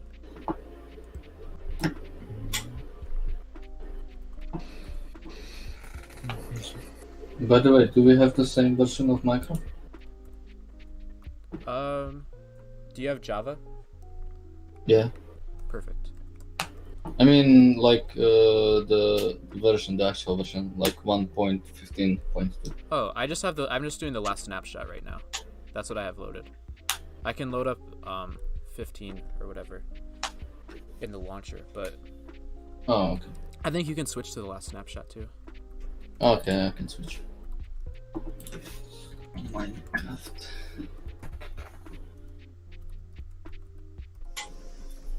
What is this Minecraft Dungeons? It's a new game? I think it's gonna come out soon. I don't know. If Diego's still in the chat, let us know what you think of this piece of artwork. What values does it represent? What piece of artwork? What is the artist trying to convey? What is the artist trying to convey there? Shit. Is it even art? Is it inherently nihilistic? Looks like Is it propaganda? Does it have a function? It's platonic. Okay. So now I have like this. So do I need to create a new network now? Okay. Oh no, I have already created it. Okay. It's called. Okay, I'm posting it in YouTube chat. Okay. Wait. Oh, my network's on the screen for everybody to see. Wait. Load the Minecraft.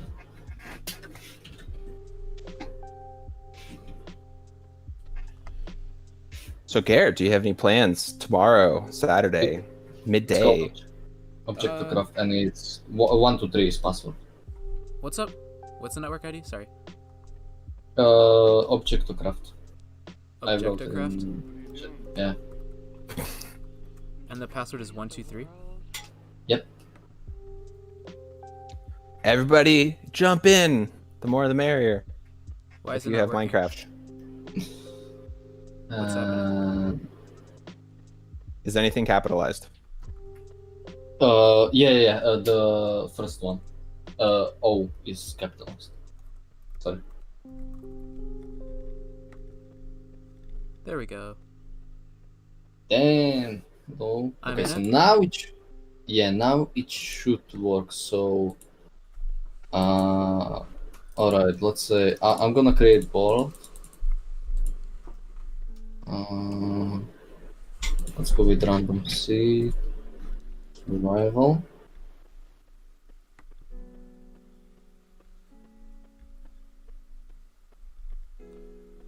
So wait, what should I click on Minecraft?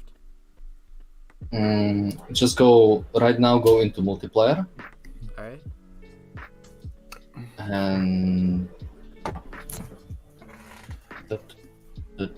direct connection. Diego, this artwork is something I picked up at Kohl's, or is it Target? It's about $20. And refresh it, and we happen to like random server, like beach and water type scenes.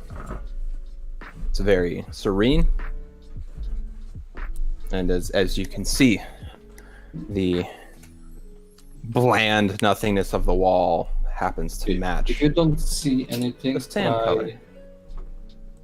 And I'm unfortunately renting, so I can't do anything about this. I don't see anything.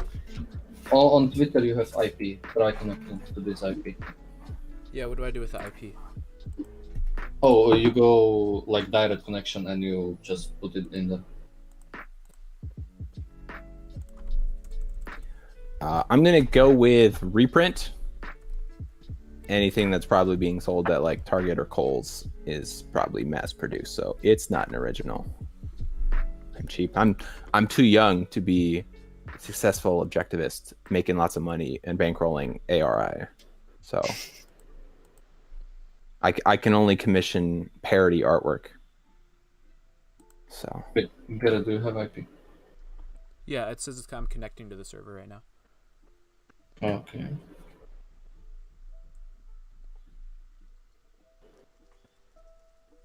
Also, everyone who's currently on this stream, I expect that you have all 7 of Diego's parts of his Revenge of the Sith movie review open right now, giving him views. So appreciate the effort he puts into his craft. Yeah, everybody go have every single one of Diego's videos open in a different tab. Every single one of his videos needs to be open in a different tab on your computer, or you're not a real objectivist. Okay, let's try the other way. You create a Minecraft board. All right. Direct connection. Or hold up, how do I create a server? Go to single player and just normally create one. Create new world. Yeah.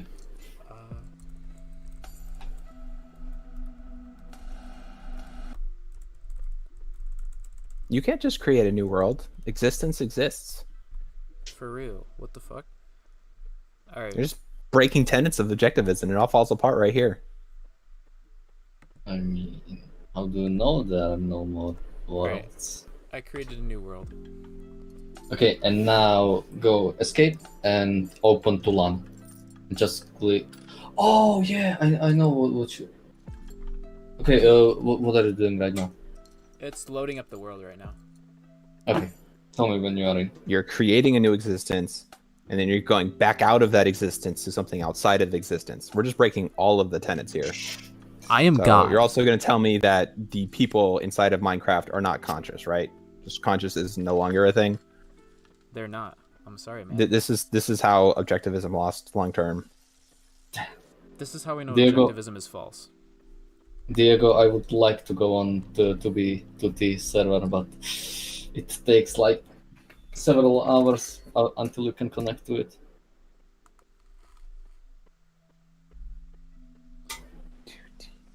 I mean, 2B2T shows like what happens with anarchy, because it's the oldest anarchy server in Minecraft, and it's totally fucked. Oh man! All right, I'm in. Escape. Okay, so now escape. Open to LAN? Click open to LAN, and do you have like number 2, like port or something like that? 25565. It's 53974.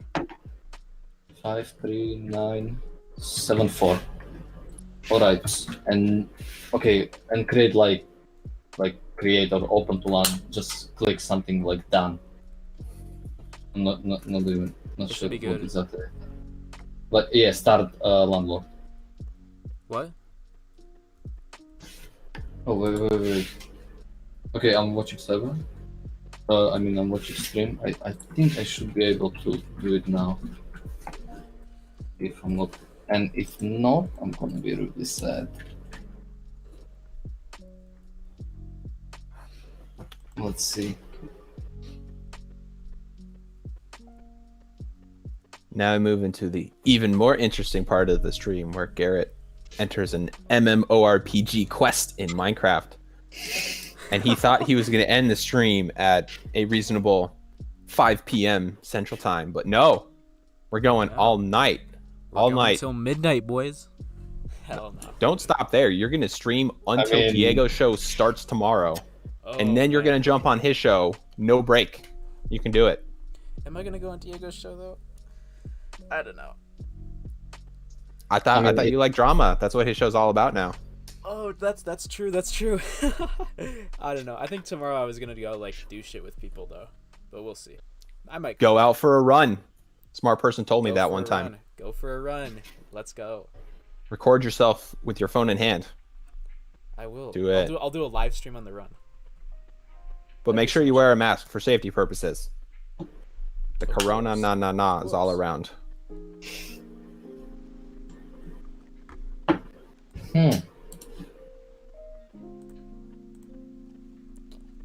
While you're waiting for the Minecraft stream to start, go to Patreon and donate me $30 a month. And then go over to Diego's Patreon and support him at $29, just so he knows he's valued. He's valued, but he needs to know where he is in the hierarchy of objectivists. Yeah. Like we got a tier list of objectivism. Oh no. So sometimes you're in the not even an objectivist tier with Thine Rancher's health. Sometimes you're in B tier because you know people. Of course. Hold up. My internet's very slow right now. I don't like this. I feel like my stream's gonna crash any second now. And once it crashes, then it's over. Where is everybody? Do you have Minecraft still open? I do. Okay, go into Minecraft and press T, and you should have something like port number or something like that. Press what? T for chat. Yeah, it's port 53974. What again? 53974. Oh.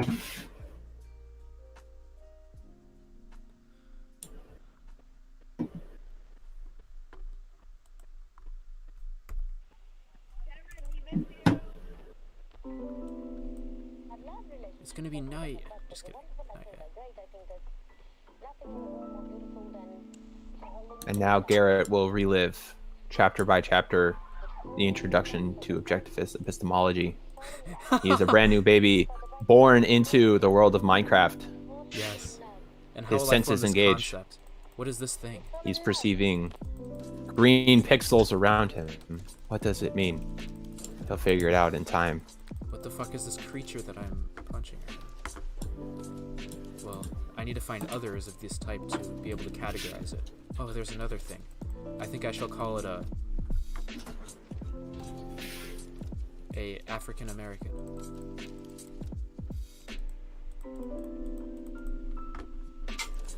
Sorry, Garrett. I'm not sure how this works.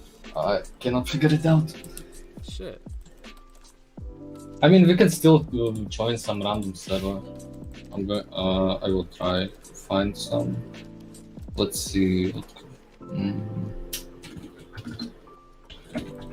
I like the server too because I spawned right next to a village. Fuck. You can't interrupt him. He's being productive right now. He's trying to secure some food for his family. Yes. It's very important. I'm trying to secure food for my people. And he wants to go swimming with this African American that he has. But by the way, do you want to play like normal survival or mini games? Let's do survival because I'm bad at mini games. Why did Diego say whoa? Is it possible to go in the water? Yes. Wait, have you not played Minecraft? Alright, how do I get rid of this VPN? Just turn it off? Oh, there we go. It's off. I mean, you can uninstall it. You are not going to use it anymore. I might use it someday. I don't know. Maybe to like play with other people Minecraft stuff. As long as it's not doing any shit behind the scenes on my computer or slowing stuff down. It shouldn't. It shouldn't. I used it in the past and like nothing happened. So.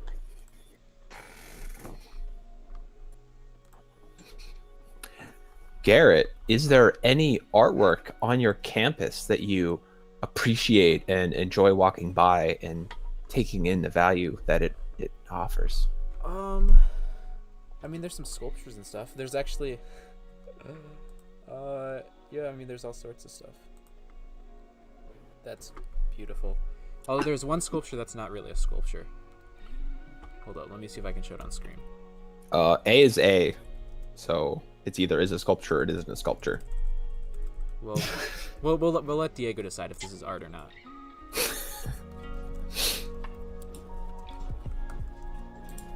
You only one old enough to make these judgments. Yeah. By the way, Garrett, what else do you play? What else do I play? I just play Minecraft and like Legend of Zelda and Mortal Kombat. Those are the only games I play. Okay. Oh, we have this nice ass elephant on our campus. I walk by that guy a lot. I've never seen this thing. What the fuck is this? That's not on our campus. I now understand why time travel gets so confusing. Because I can't see your screen, so I'm only inferring what you're saying 20 seconds lag time with whatever's showing on the stream right now. So I've walked through this thing before, and you can't see what it is because. Wow, that's a really impressive thing that you have there. I can share my screen, actually, so you guys can see it live time. So it's the same. Your entire screen, share. I'm just trying to get you to break your computer here. Oh, I see myself. Damn, I look good. Oh shit! Oh fuck! That's going forward. Yeah, look at this beautiful sculpture here that we have. Mm-hmm. You have this beautiful elephant. Mm-hmm.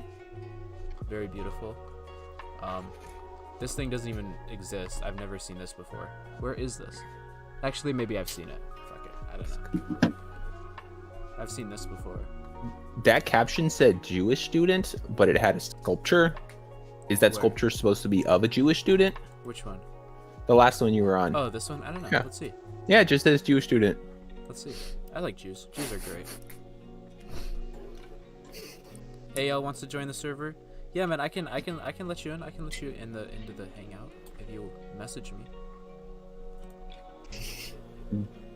Okay, so that's a headline that has nothing to do at all with the sculpture that is shown. That's interesting. Wait, let me see if I can get a trial for Realms. Oh, a Jewish student at the University of Nebraska-Lincoln has decried the presence of a self-professed white nationalist on campus as a clear and undeniable threat to minorities like myself. I am that white nationalist. Mm-hmm. Do you even know if you'll be returning to school in the fall? They better let me back. Shit. Well, we don't know when the coronavirus is going away, so we'll just be sheltering in place for. That's true. I mean, in my country, we are actually opening up the economy already. Oh, that's good. I hope that people look back and see all of the different approaches that different countries took and do a legitimate objective analysis of what happened and realize what things work and what things don't. Most people can't do an objective analysis. Mm-hmm. Be right back. I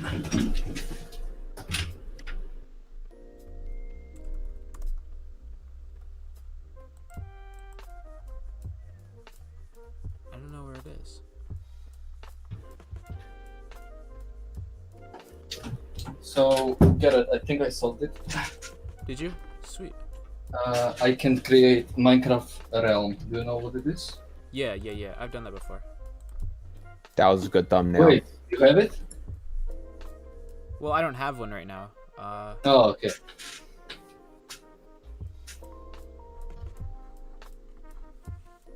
Do you have one? Or no? I'm creating it. Alright, for sure.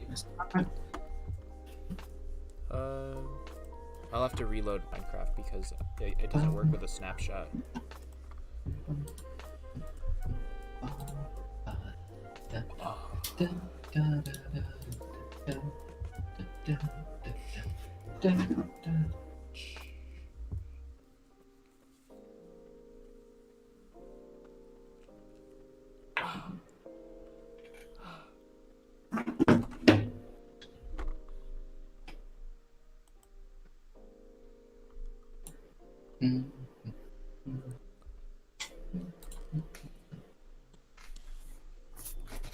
Wait, I don't even think I switched to this, not to the snapshot. Garrett, have you ever been to the edge of the continent and touched the ocean? I have never been to the ocean before.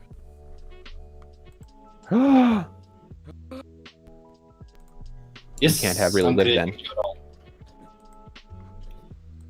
I guess I've never truly lived. It's like a lake, but it's a big lake. Like a big lake. Awesome. I've been to a great lake before. And there's sharks in this one. Oh shit, that's scary. Am I gonna get eaten by the shark? Oh, it depends on how fast you can swim. Shit. I think I can swim pretty How fast. rational you are. How good you are at punching sharks underwater. Important life skills. I see. When you go back to your campus, you can check out the pool and do some practicing.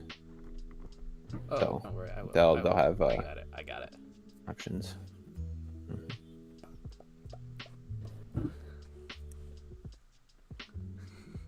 Okay, I'm creating a wall, and oh, I have it.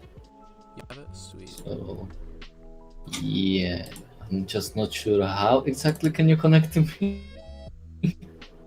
You'll probably have to share it with me. Okay. I don't know what my Minecraft user is. Yeah, configure, invite player. Oh, what's your name? Hold on, give me a second. Oh man, it's past my bedtime. It's already 5 o'clock. Wait, what's the time in US right now? 5:23 p.m. 5 o'clock. Damn. What's the time in Slavic?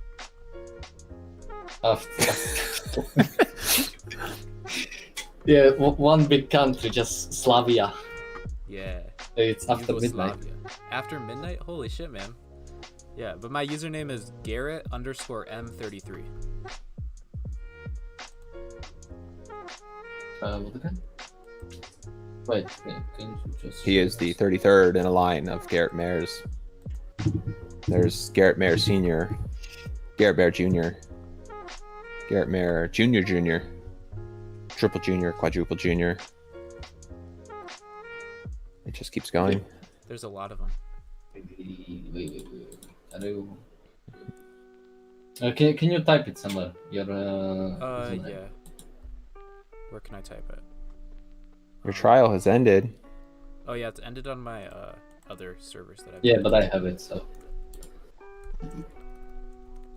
You should be paying for things, Garrett. Oh. I don't pay for things. I'm not. Can't pirate. You know, you're not dealing with reality. I am dealing with reality. They gave me a 30-day free trial, so I used it, and then I did. ALR lives near the sea. You're Hebrew, right? Oh, yeah. Or Israeli, or Jewish, or yeah, you can. Done. Sweet. Okay, so now, you can join my board. Yep, I'm good. I'm connected. Nice. Yeah, boy. Let's go. Oh man. By the way, if anyone else wants to join, I guess we can. Oh yeah, if anyone else wants to hop on. Hey. Stop. Everybody jump in. The water's nice. Oh, you have a weird skin. Why weird? Because it's not the same as mine. Get over here, you fucking pig. Wait, how does it look on stream? It's very laggy from my perspective. Wait, is that the black and green checkered pattern from, is it Demon Hunter? The anime? Server lagging? Or? Yeah, server's fine. It's just very choppy. It's a very low frame rate. Or is that the right word? I don't know if that's the gamer word. Because I'm not sure if what's wrong with your game, if it's the server lagging or... I just might have a bad connection.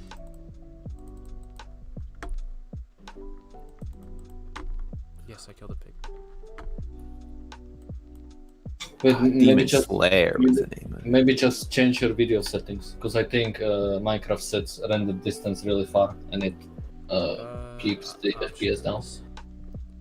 What should I do? Render distance? Yeah, how much render distance do you have? Where is it at? It's like... No, that seems... Are you in video settings? Video settings, there we go. Render distance 12 chunks. Okay, leave it there. Max frame rate is 120 FPS. Go with unlimited. Take frame rate and go to unlimited. Like...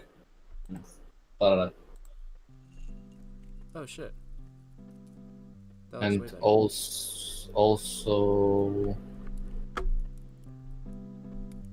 Okay, go back and look, try it if it's still lagging. Oh, it's fine. It's working a lot better. Okay now? Okay. Yeah. Chopped them. Where do you want to start? Let's get some. What should we do first? I have no idea, man. Whatever you want to do. I mean, it's your stream. Hell yeah. It's your realm. Hell yeah. Hell yeah. I mean, can you build a tree house? Hell yeah. Let's do it. On top of the tree, we're building a house. Not these ones. We should find the jungle. What? Symbolically conquering nature and putting a house on top of the nature. I mean, if you want to do it like that, we could install industrial craft, which is basically industrializing industry. You know what I mean? Yeah. Minecraft. I have a lot of sticks. I have a lot of... I don't fuck with mods though. I love mods. Hell no.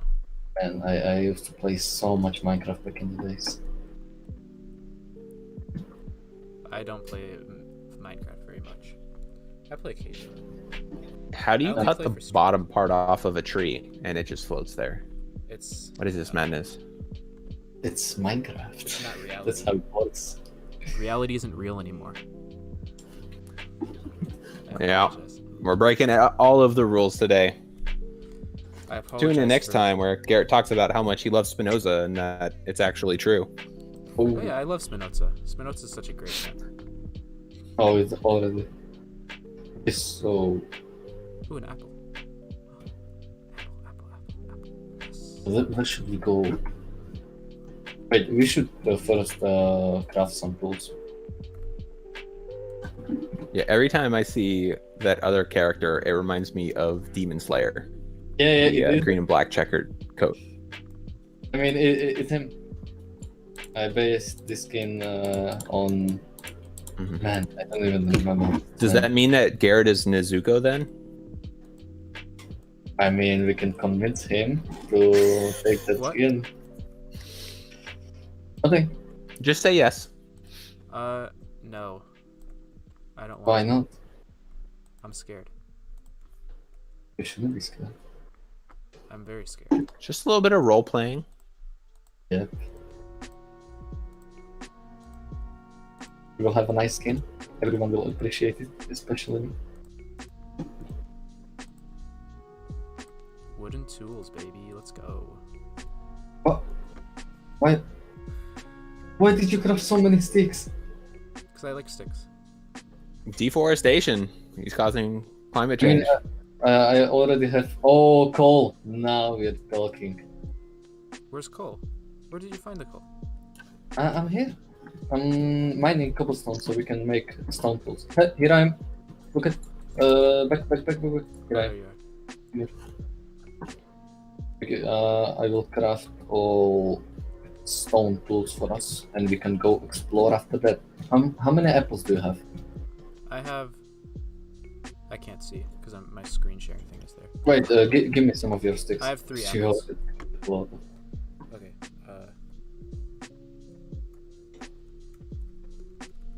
You can just. Okay. There you go. I guess that works. Okay, so we need pickaxes. We need this. We need swords, and we need shovels. Okay, come here. Come here. This stream has been going about 2.5 hours, Sopraccio. Hell yeah. So I think we're setting a record on length, and it also has not crashed at all yet. So that's an improvement over last week. Yeah, we gotta love it, man. So we tried to get Garrett to download some viruses, but he was too smart for that. Yeah, you guys can't get me to download shit. Here, have my wooden shovel and sword. There you go. Take those. Beautiful. Thank you. I do not want them. So, where do you think we should go? I see desert there. I want to find coal. There is coal. You can go mine. Where? Here. There. Oh. It's still very weird the frame rate, but it's okay. It's not. I mean, actually, if someone wants, you can share on Discord that I have created a realm on Minecraft, and if anybody wants, then they can join us. Okay. I can't see. I gotta turn up my Oh, brightness. it's already getting dark. Damn. Does this server continue to exist even after your individual computer gets shut down? Yes. It's actually not that costly. It's only like 7 euros per month. I can't see. Create torches. Do you have torches? Yep. Garrett, are you gonna grace us with dinner on stream today? I will not be doing. Or does that depend on how long this goes? Actually, maybe I might grace you with some beautiful dinner on stream. What was your guys' opinion on that? Was it tasty for you guys as well? My senses weren't operating properly, so. Oh, I see. I had to live vicariously through you. That's not grapple, is it? Get it? Do you have some raw meat? Yeah. Yeah, let's put some in some. Okay. Yeah, put it somewhere. Where is it? We cannot go. It's getting dark. Oh, it's blocked off. Oh, I have workbench. So let's create furnace. Okay, put it in there. Alright. Make me want to play Minecraft. Man, you can join us if you want. There. Where is it? There they are. Okay. Yes. My dude's not even hungry. I'm chilling. Well, I'm gonna go down. Well, I think we are playing on easy, so. I thought I was playing on normal. Or normal, I'm not sure. I never play on easy. I know I mean, I can start it up in hardcore if you're so challenging. I'm good. So Because the second I see a skeleton, I'm screwed. Oh fuck. Okay, let me. You should be fine. I hate skeletons so much. Are there moles underground? Just skeletons. Well, if it's like a dead body somewhere, like that's not a big deal, right? Nah, they have bows and arrows, my dude. They gonna kill us. Yeah. So it's like some like Native Americans then. Yeah. You're digging on old burial grounds. Basically. In that case, you deserve everything that skeletons give to you. I don't agree with that. That would be nihilistic to say that the great should be destroyed by the Native Americans. Oh, I'd say that their bones are their property, and if you're desecrating them, well, then you're violating those rights. You're giving more moral worth to these savages than to the great Western people. Yeah, we are civilized, and they are not.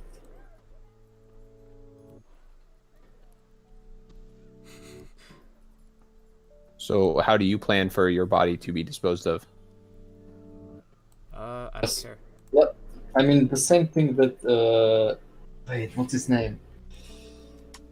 The comedian, really short one. Danny DeVito. When I die, just throw me into trash. For real. Yeah, he said that. What's the point of a proper burial? You're dead. I mean, I've heard of some what to do with your body when you die, and I've heard of something like there are some forests when they just throw the body, and they use it for when police detectives wants to look at bodies at different stages of decomposition. Hey, I found iron. So they can better solve the crime. Hell yeah. That's my iron. You don't get any of it. Oh, alright. Just kidding. I will See you. I will loan you some for a small fee in diamonds. I mean, I gave you those tools. I know. So you're... Hey, we're objectivists. We should be trading value for value. I gave him tools and he gives me iron. And I will give not you one piece of iron for those tools. I won't not. Seems like a trade to me. For that is in my self-interest. And it's fun, man. I mean, you're basically doing all the work. LR in the chat said, "Why nothing is and everything is becoming." Your thoughts, Garrett? I don't know what that means. That doesn't make any sense. Everything is becoming? What does that mean? To say that nothing is a contradiction. Yeah. And everything is becoming.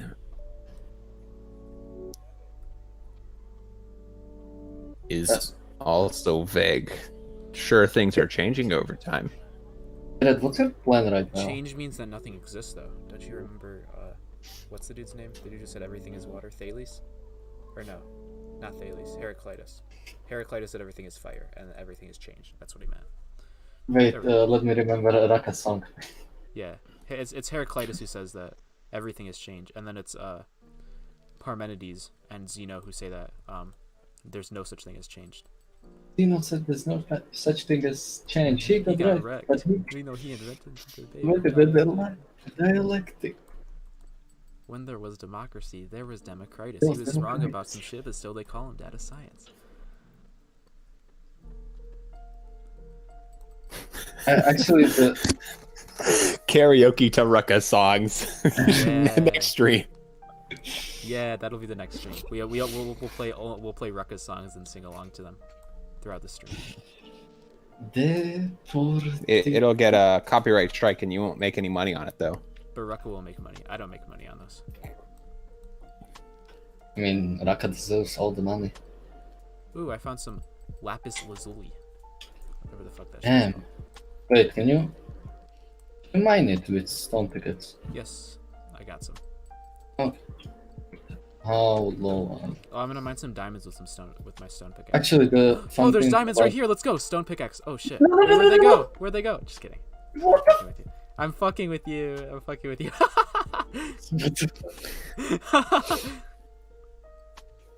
Oh my god. You got scared. Oh fuck. What level are we at? 15. 14.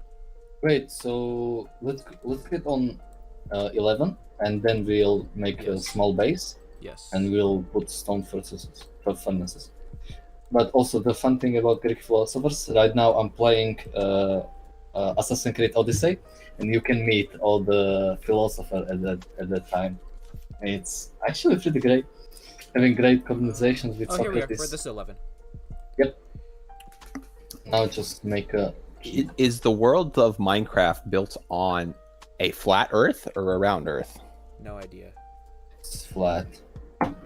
Because if you keep digging down, eventually you're going to come out the other side and you're going to be in China. And then you're going to get quarantined for real. Jesus. That's true. Put iron in there. Why do you use wooden pickaxe? Because I like my wooden pickaxe. You know, but if you believe in the documentary Godzilla King of Monsters, if you dig down far enough, you actually come to hollow earth tubes, which is how Godzilla is able to move around really quickly. Why what is and what is not? Because A is A. A is A. Was a mistake. Okay, I have some gold here, but for that we need iron pickaxe, so create iron pickaxe and mine the gold. I will mine the gold. There we go. Wait, where is... Oh, did I leave all the coal up there? Oh, nothing there. I have some coal. Oh, here's my one iron. Yes. Can that question be interpreted at both an epistemological level and also at a scientific level? Where's the gold that you found? Here. Oh shit, I didn't see it. How did you miss it?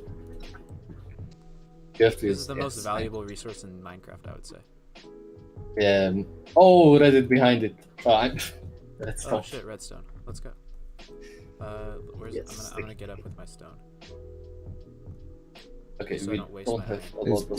Is there a trading economy in the game built on the gold standard? I mean, we are two That is people. currency? There is no trading system. Emeralds are actually the currency. Oh, more iron and more redstone there. Yep. Alright. Let's do this. Wait, I have still not lost even 100 bar. It's not difficult, it's really easy. Wait, I need torches, I need some torches. Do we have coal? Alright, let's share everything like in common. Yes. Only together can we be strong. Okay, I'll just... And best one's ability to best one's need.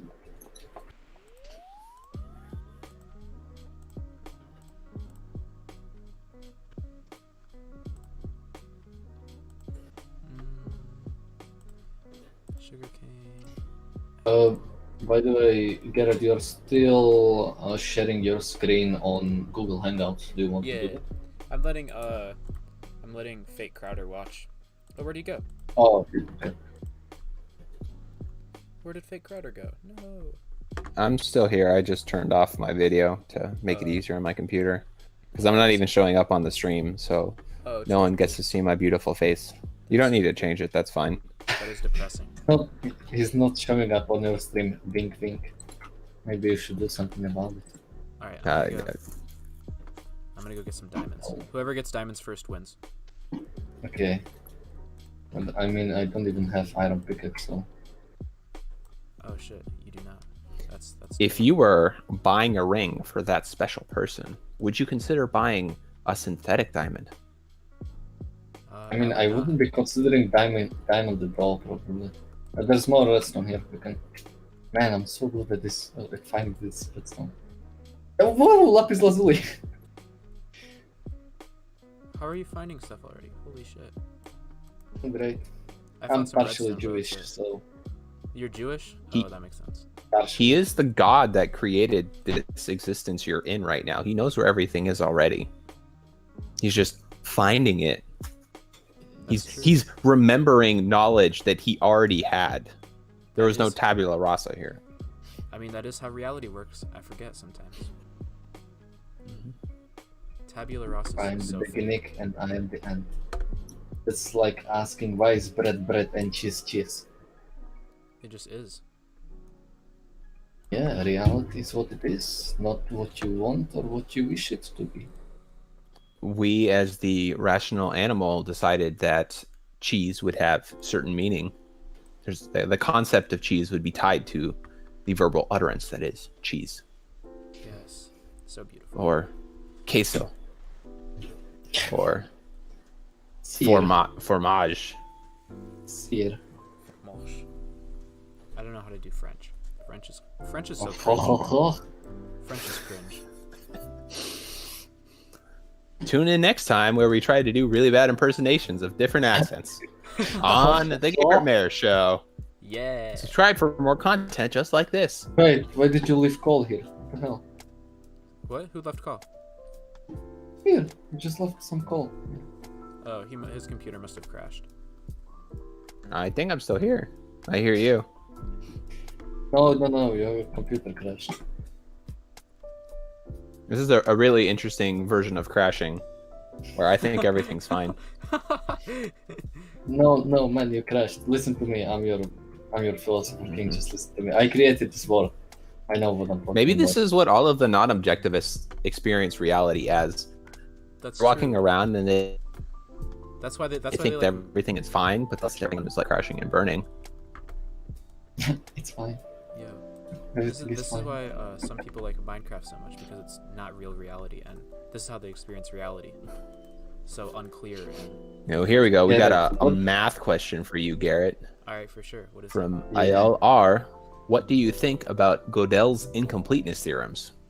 I don't know anything about them. They sound really dumb, but like just from my initial. Oh shit! That's water. Oh no. You stumbled onto the hollow earth. Beware of Godzilla. Why are you running away? R.I.P. The water's gonna kill me. I'm gonna drown.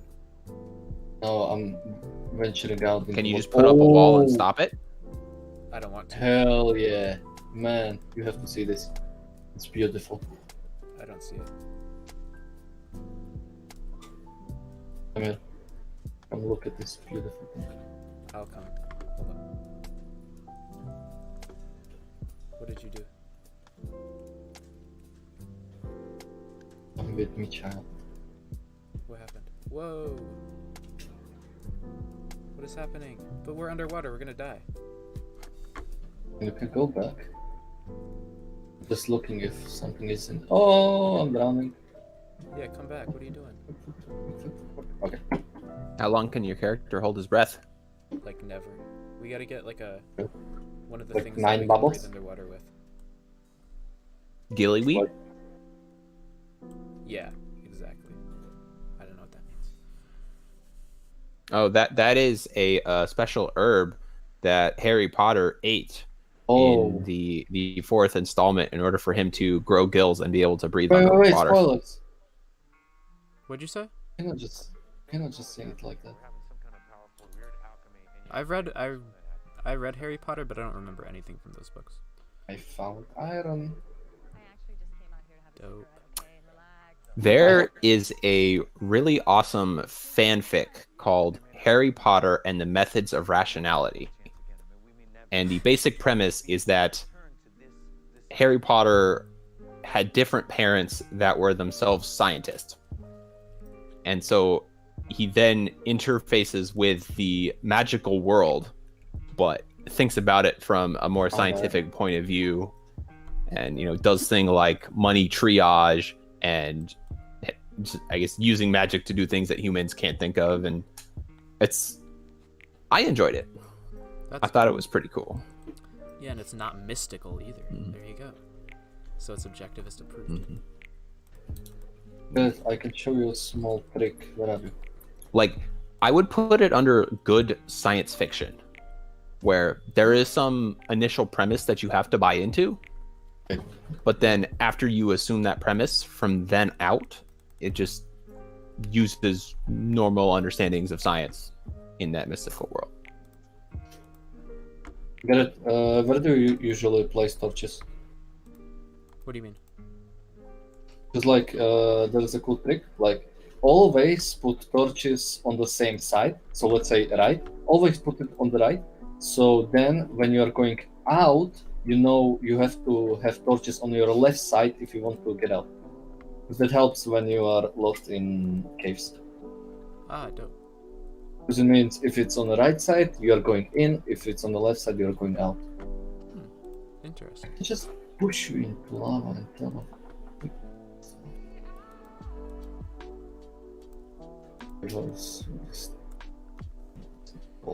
Oh.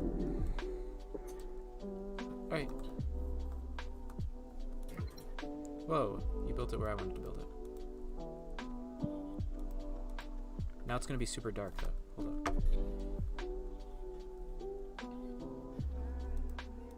Oh, there's gold there. Oh shit, I didn't want to do that. And there's iron up there too.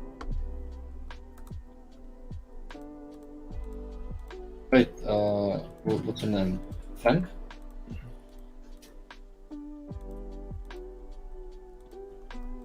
Really?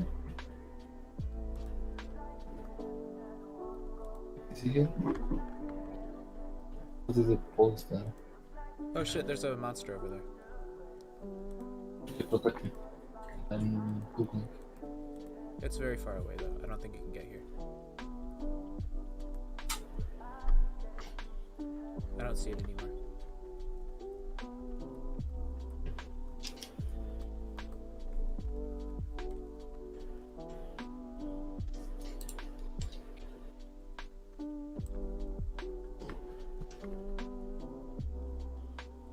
Oh, there's the zombie. Yeah, it's a ways away though.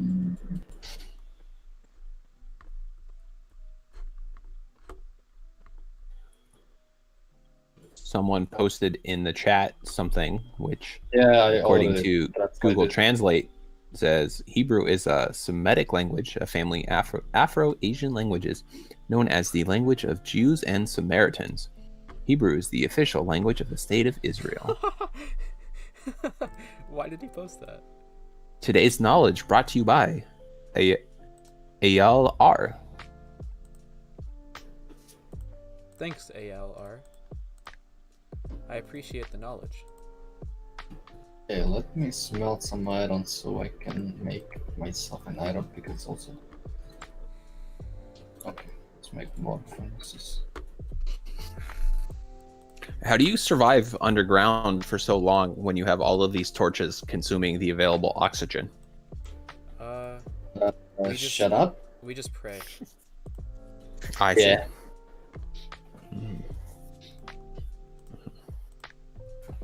And then occasionally play the game that the floor is lava. Yeah. I mean, we are not underground. There's a hole to the top, so. So you like climbed up a mountain to dig down inside of the mountain? No, we are inside the earth. I mean, we are basically like 10 blocks from the actual, like, lowest point. So there's 3 levels below the 7th rung of hell? Yeah. This is a very interesting geography that I don't understand. Only true OGs understand this.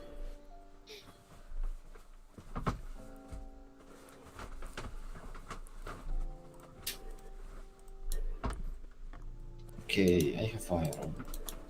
Let's make iron pickaxe. Hey. Isn't it iron pick? I want to make a shield. I do want a shield.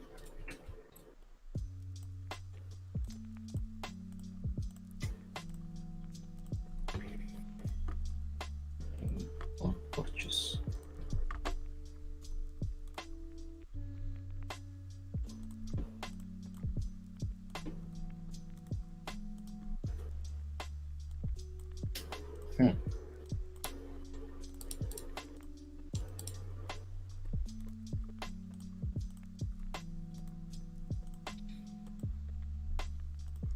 I mean, at some point we have to get out of here because, like, we won't be able to carry everything, and we have to find. That's true. Well, when do you want to leave? I'm not even sure if it's sun, a day outside, or night. It's 5:23 p.m. We've already established that. Yeah. It's still 5:23, of course. And it's not. Time is subjective now. Time is subjective. Finally, my dreams have been achieved. It's just like a distortion in the fabric of space-time. You know, this is really rudimentary stuff. I mean, I'm time traveler. I'm like 8 hours in front. No, not in front. Ahead of you. Yeah. I had to exchange some words with Frog Machine on Discord one time because he was trying to tell me he was posting from a day in the future, and I had to tell him no. There's an objective time, and it's where I am. So. Yeah. Time zones don't exist. How can you be so sure? Tell me. It's Minecraft. Hell yeah. Objectocraft. If you get lost underground, can you reset your character back up onto the surface? Nope. I mean, you cannot get lost. You can just mine up.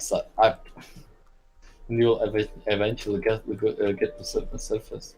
What if you throw away your tools? Can you lose the ability to mine and then get stuck underground? No, you can still mine with your hand. It's only slow. It just takes very long. Okay, get it. Where are you? I think we should get out. Why? What'd you find? Nothing, but like we have to leave eventually, and we already have a lot of stuff. Oh, what's up, Juno? Juno said objective is Minecraft. Oh, Integral Artist is Juno? Yeah.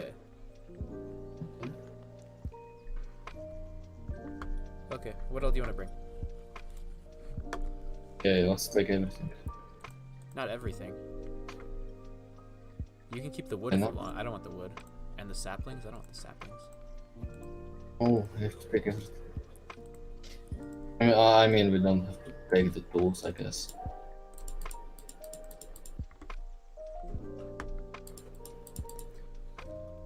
Okay, and let's leave tools in there. Let's go, and let's hope it stay. Yep, it'll be fine. What I do? We got some conspiracies swirling onto Discord. People are posting about how in the chat there are Jewish letters. There are. Mm-hmm. People are posting about that on Discord? Yeah. No, there's not. Oh, it's. I can't say much more than that. Value their privacy, but there are conspiracies abound. It's not. Why did you bring us a creeper? I didn't. You brought a creeper to us. We were just chilling, and then you're like, "Oh, let's leave," and then a creeper came. Oh, it's like midnight. Yeah, that's not a good time. Oh, I cannot see. I'm hiding. Nothing. Thank you for joining us today. We have about 30 seconds left before this episode of the Garrett Mayer Show ends on the death of our two leading characters. Oh, I cannot see anything. Why are you going out? What are you doing? What are you doing? Adventurous.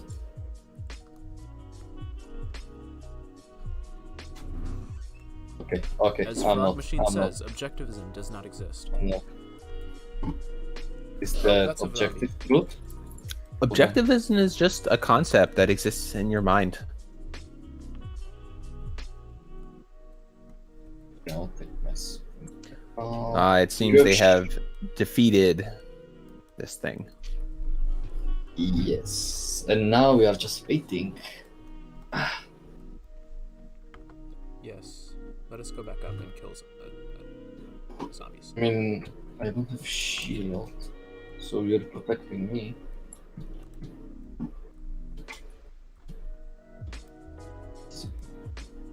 Oh, there's a skeleton. You love them. Oh, yes. Yes, I got the advancement. Now I gotta get back.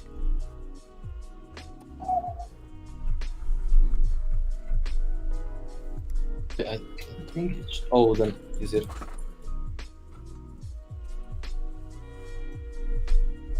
How many lives has you got? Do you have any food? Oh, you got hit a lot. Yeah, can you drop me some food? Where'd the pork chops go? Into my stomach. Thank you. I killed those pigs, though.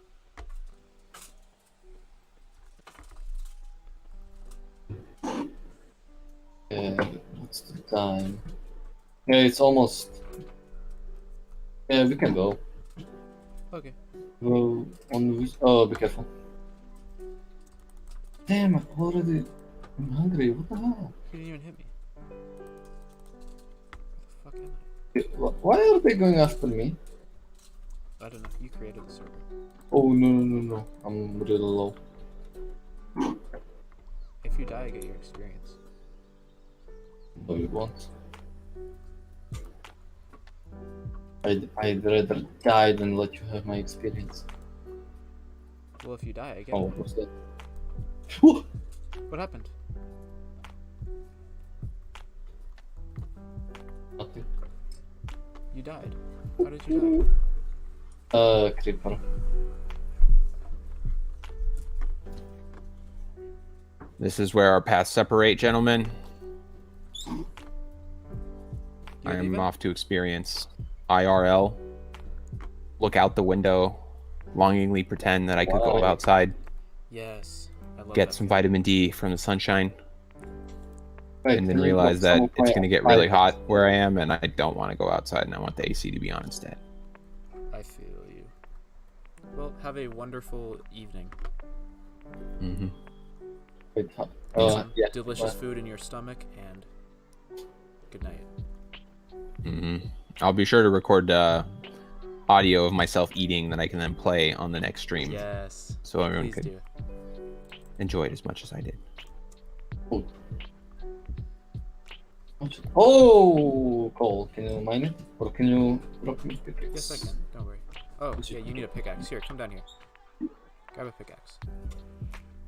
Thank you. I appreciate it. Okay, we have that. We can go on to sea and try to find some island or something. Or we can go into that forest or that forest.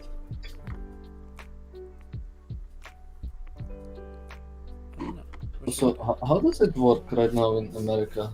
Are you under lockdown or? I'm not under lockdown, but a lot of people are.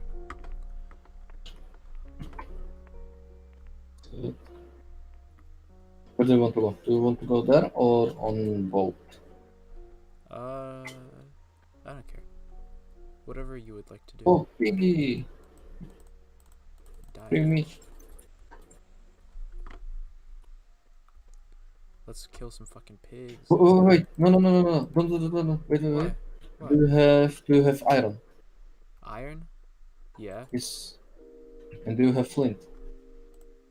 Yeah. Okay, drop it. Okay. Why do you want a flint and steel? I'll show you a cool trick. There you go. Thank you. Okay, so basically what you do, you set them on fire, and then you kill them, and now it's roasted. Oh, yeah, true. Let me do that. Hold up.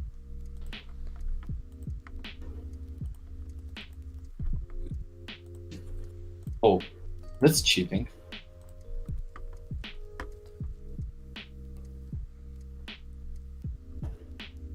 Are there any more? Oh, there's a chicken. Look at all those chickens. Oh, where'd the boys at? Okay, we do not have any food. And we have some. I have 2 cooked chickens and I some don't have any pork. cooked stuff, though. I can drop you some food if you want. I will kill a horse and eat his flesh. Hell yeah. No, oh, that's a donkey. That flesh would be rot.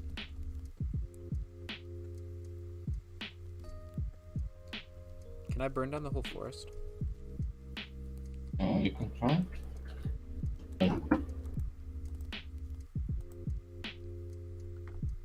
Wait, how do I light the pig on fire?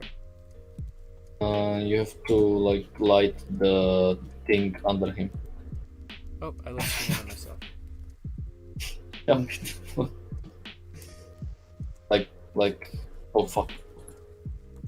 That. But what? How do they know? They're actually intelligent enough to jump into water?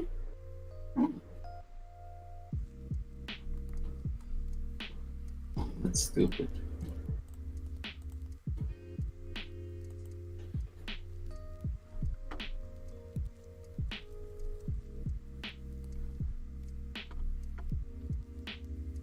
Pigs are fucking smart. Oh shit, where did I fall? Oh, I got lucky. Holy shit. Holy shit, I got lucky. Look, Yeah, I landed on iron too.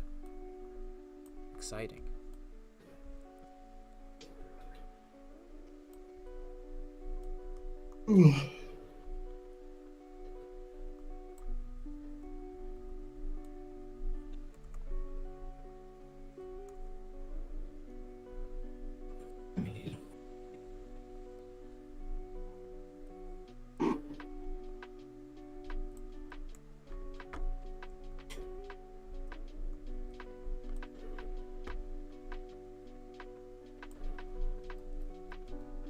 Oh, a lot of guys on Discord.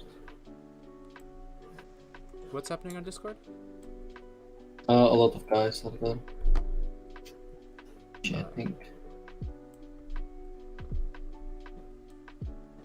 Where should we go? Oh. Let me go.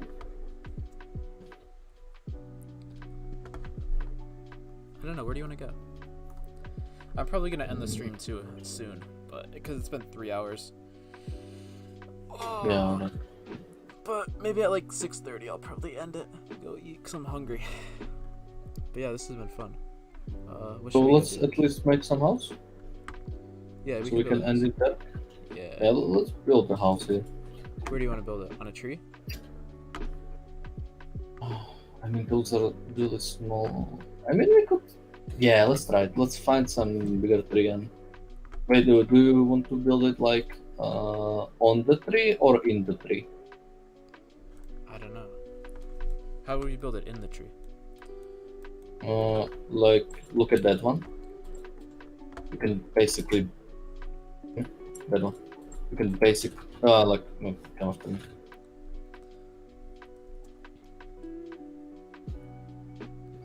This one is large enough to. I mean, we can build some small house in that, I think. Yeah, let me see. We could just build one like, I don't know. Yeah, let's do it with this one. Okay. I'll need some. You have sticks, right? Can you drop me sticks? Yeah. Where are my sticks? Oh, they're there. They're on the ground.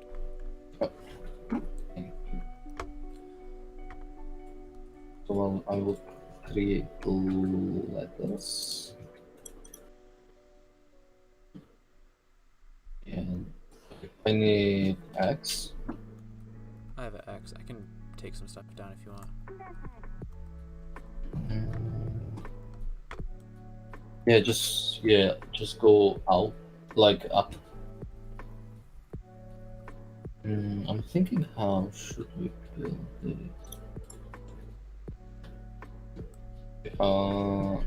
Wait, can I place letters under it? Okay, come down a little. Yeah, I'll just go down. More And letters. you can build up, and then we can go and stand on top, probably. No, we can actually build it inside. Look. Oh. Wait. Dope. We can, after that, we can even expand it a little.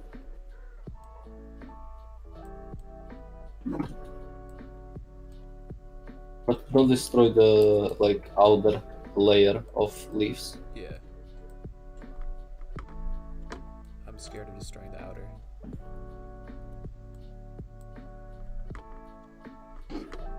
Should I break down these sticks right here?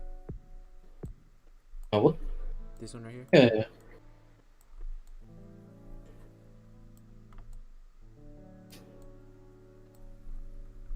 Yeah.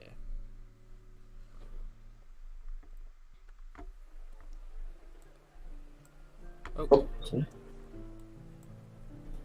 There's a little hole up here. That's the only issue. Is there any way we can build through that?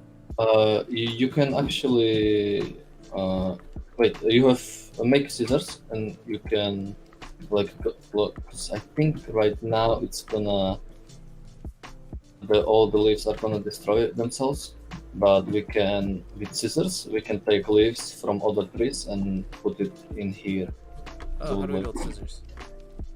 Okay, give me a. Iron? I mean, you can do it by yourself, the same way as flint and steel, but you use 2 irons. Yeah, shears. For sure.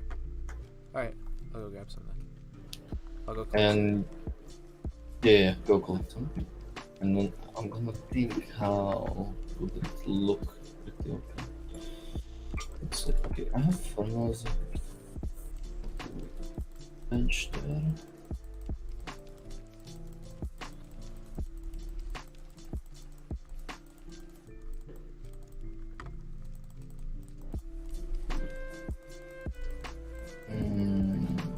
Yes.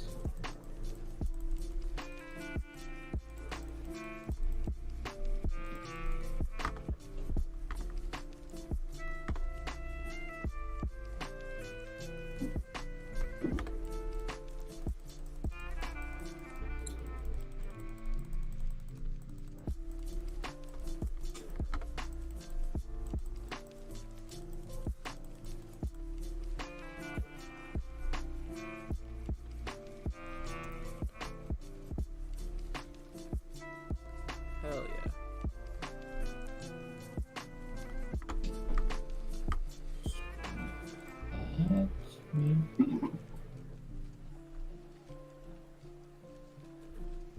I have one thing of birch leaves, which I don't think we want. Should I just take out all these leaves and collect them? Yeah, okay.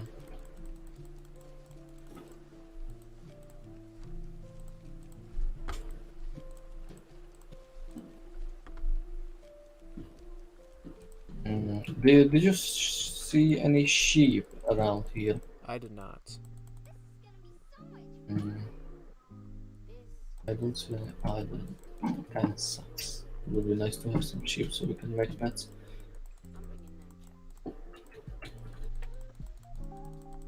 Right, let me make some.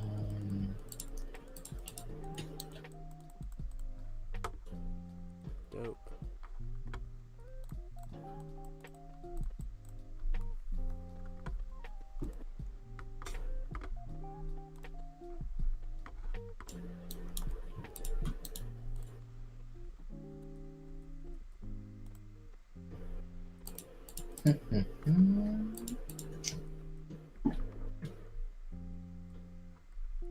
Sweet.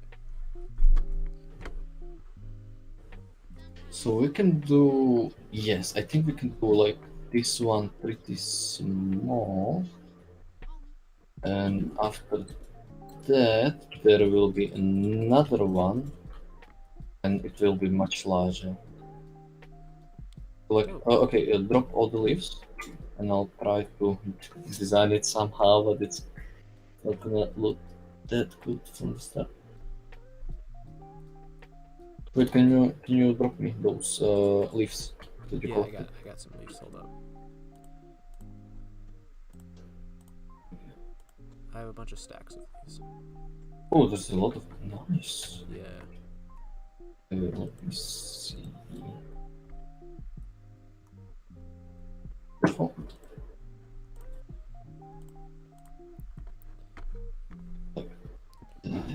maybe.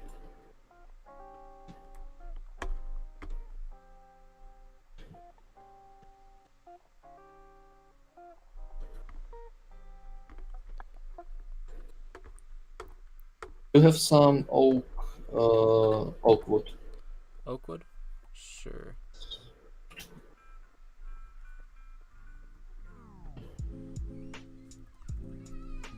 Yes.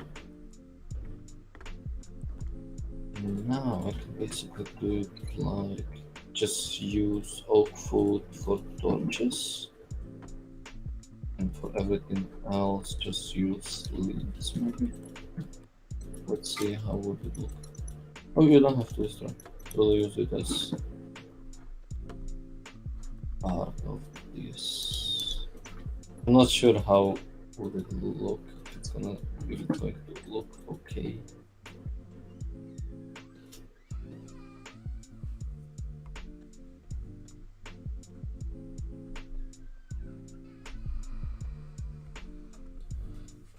So it works.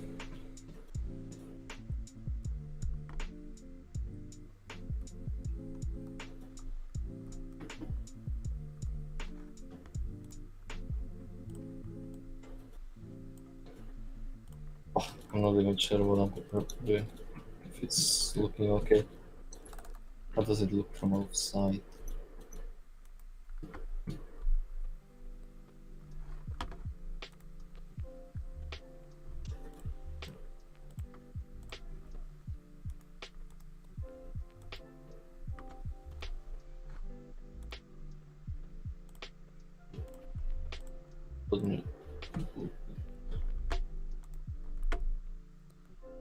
I mean, it's not that bad. It's okay. Yeah, let me put also all my stuff there.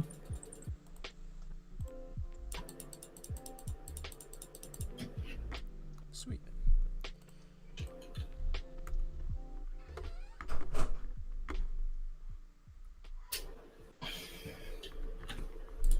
My battery's about to die.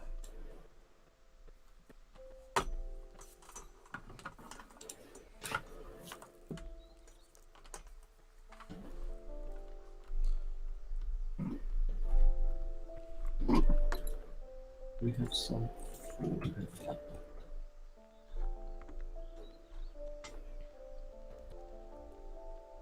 Alright, do you want to end it here? Or? Yeah, we probably can end it here. Feel good about this. We have a little house so far, and yeah. Sounds good. Yes. Alright. Oh, man. Oh, yeah, we can probably, like, you could probably ask people to join, like, in the Discord and stuff, too. Yeah. And see what people want to do. Is there yeah, there's a video games channel. I'm just going to. I'll just do it tomorrow. I cannot invite right now anyone, so.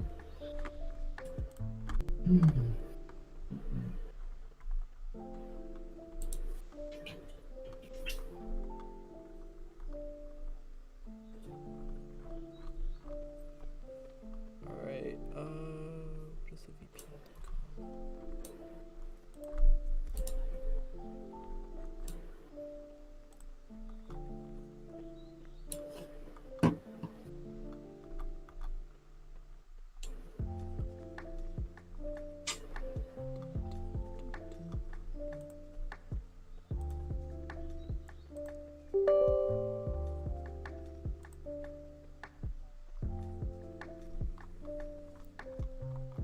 Oh, do you use asset? What's up? You use asset? I use asset? What do you mean? I mean, if you are using asset. Oh, ESET? Yeah, the computer software like thing? Yeah. Antivirus? Yeah. Yeah, it's Slovak firm. That's why I asked. It's what? It's a Slovak company. Oh, Slavic? No, Slovak. Slovak? It's like from my country. Oh, Slovakia. Slovakian. Oh. I see. Very nice treehouse. Yeah, man. Thanks for coming on. Yeah, I'm tired thank now. you for inviting me. Streams always make me tired. But it's always chill stuff. Yeah. And thanks, Amith Gunawardana, for very nice treehouse. Hell yeah. Let's get it, though. Yeah.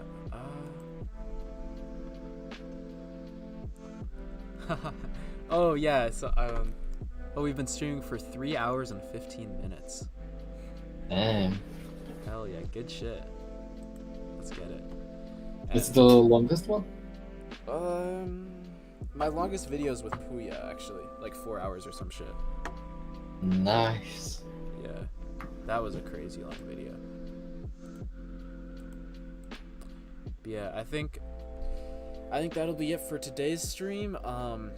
So everybody, thank you all for watching, and see you guys Monday in my next video whenever I drop that, if I end up dropping it. See you Wednesday if I drop a video on Wednesday, and next Friday for sure I should be streaming again.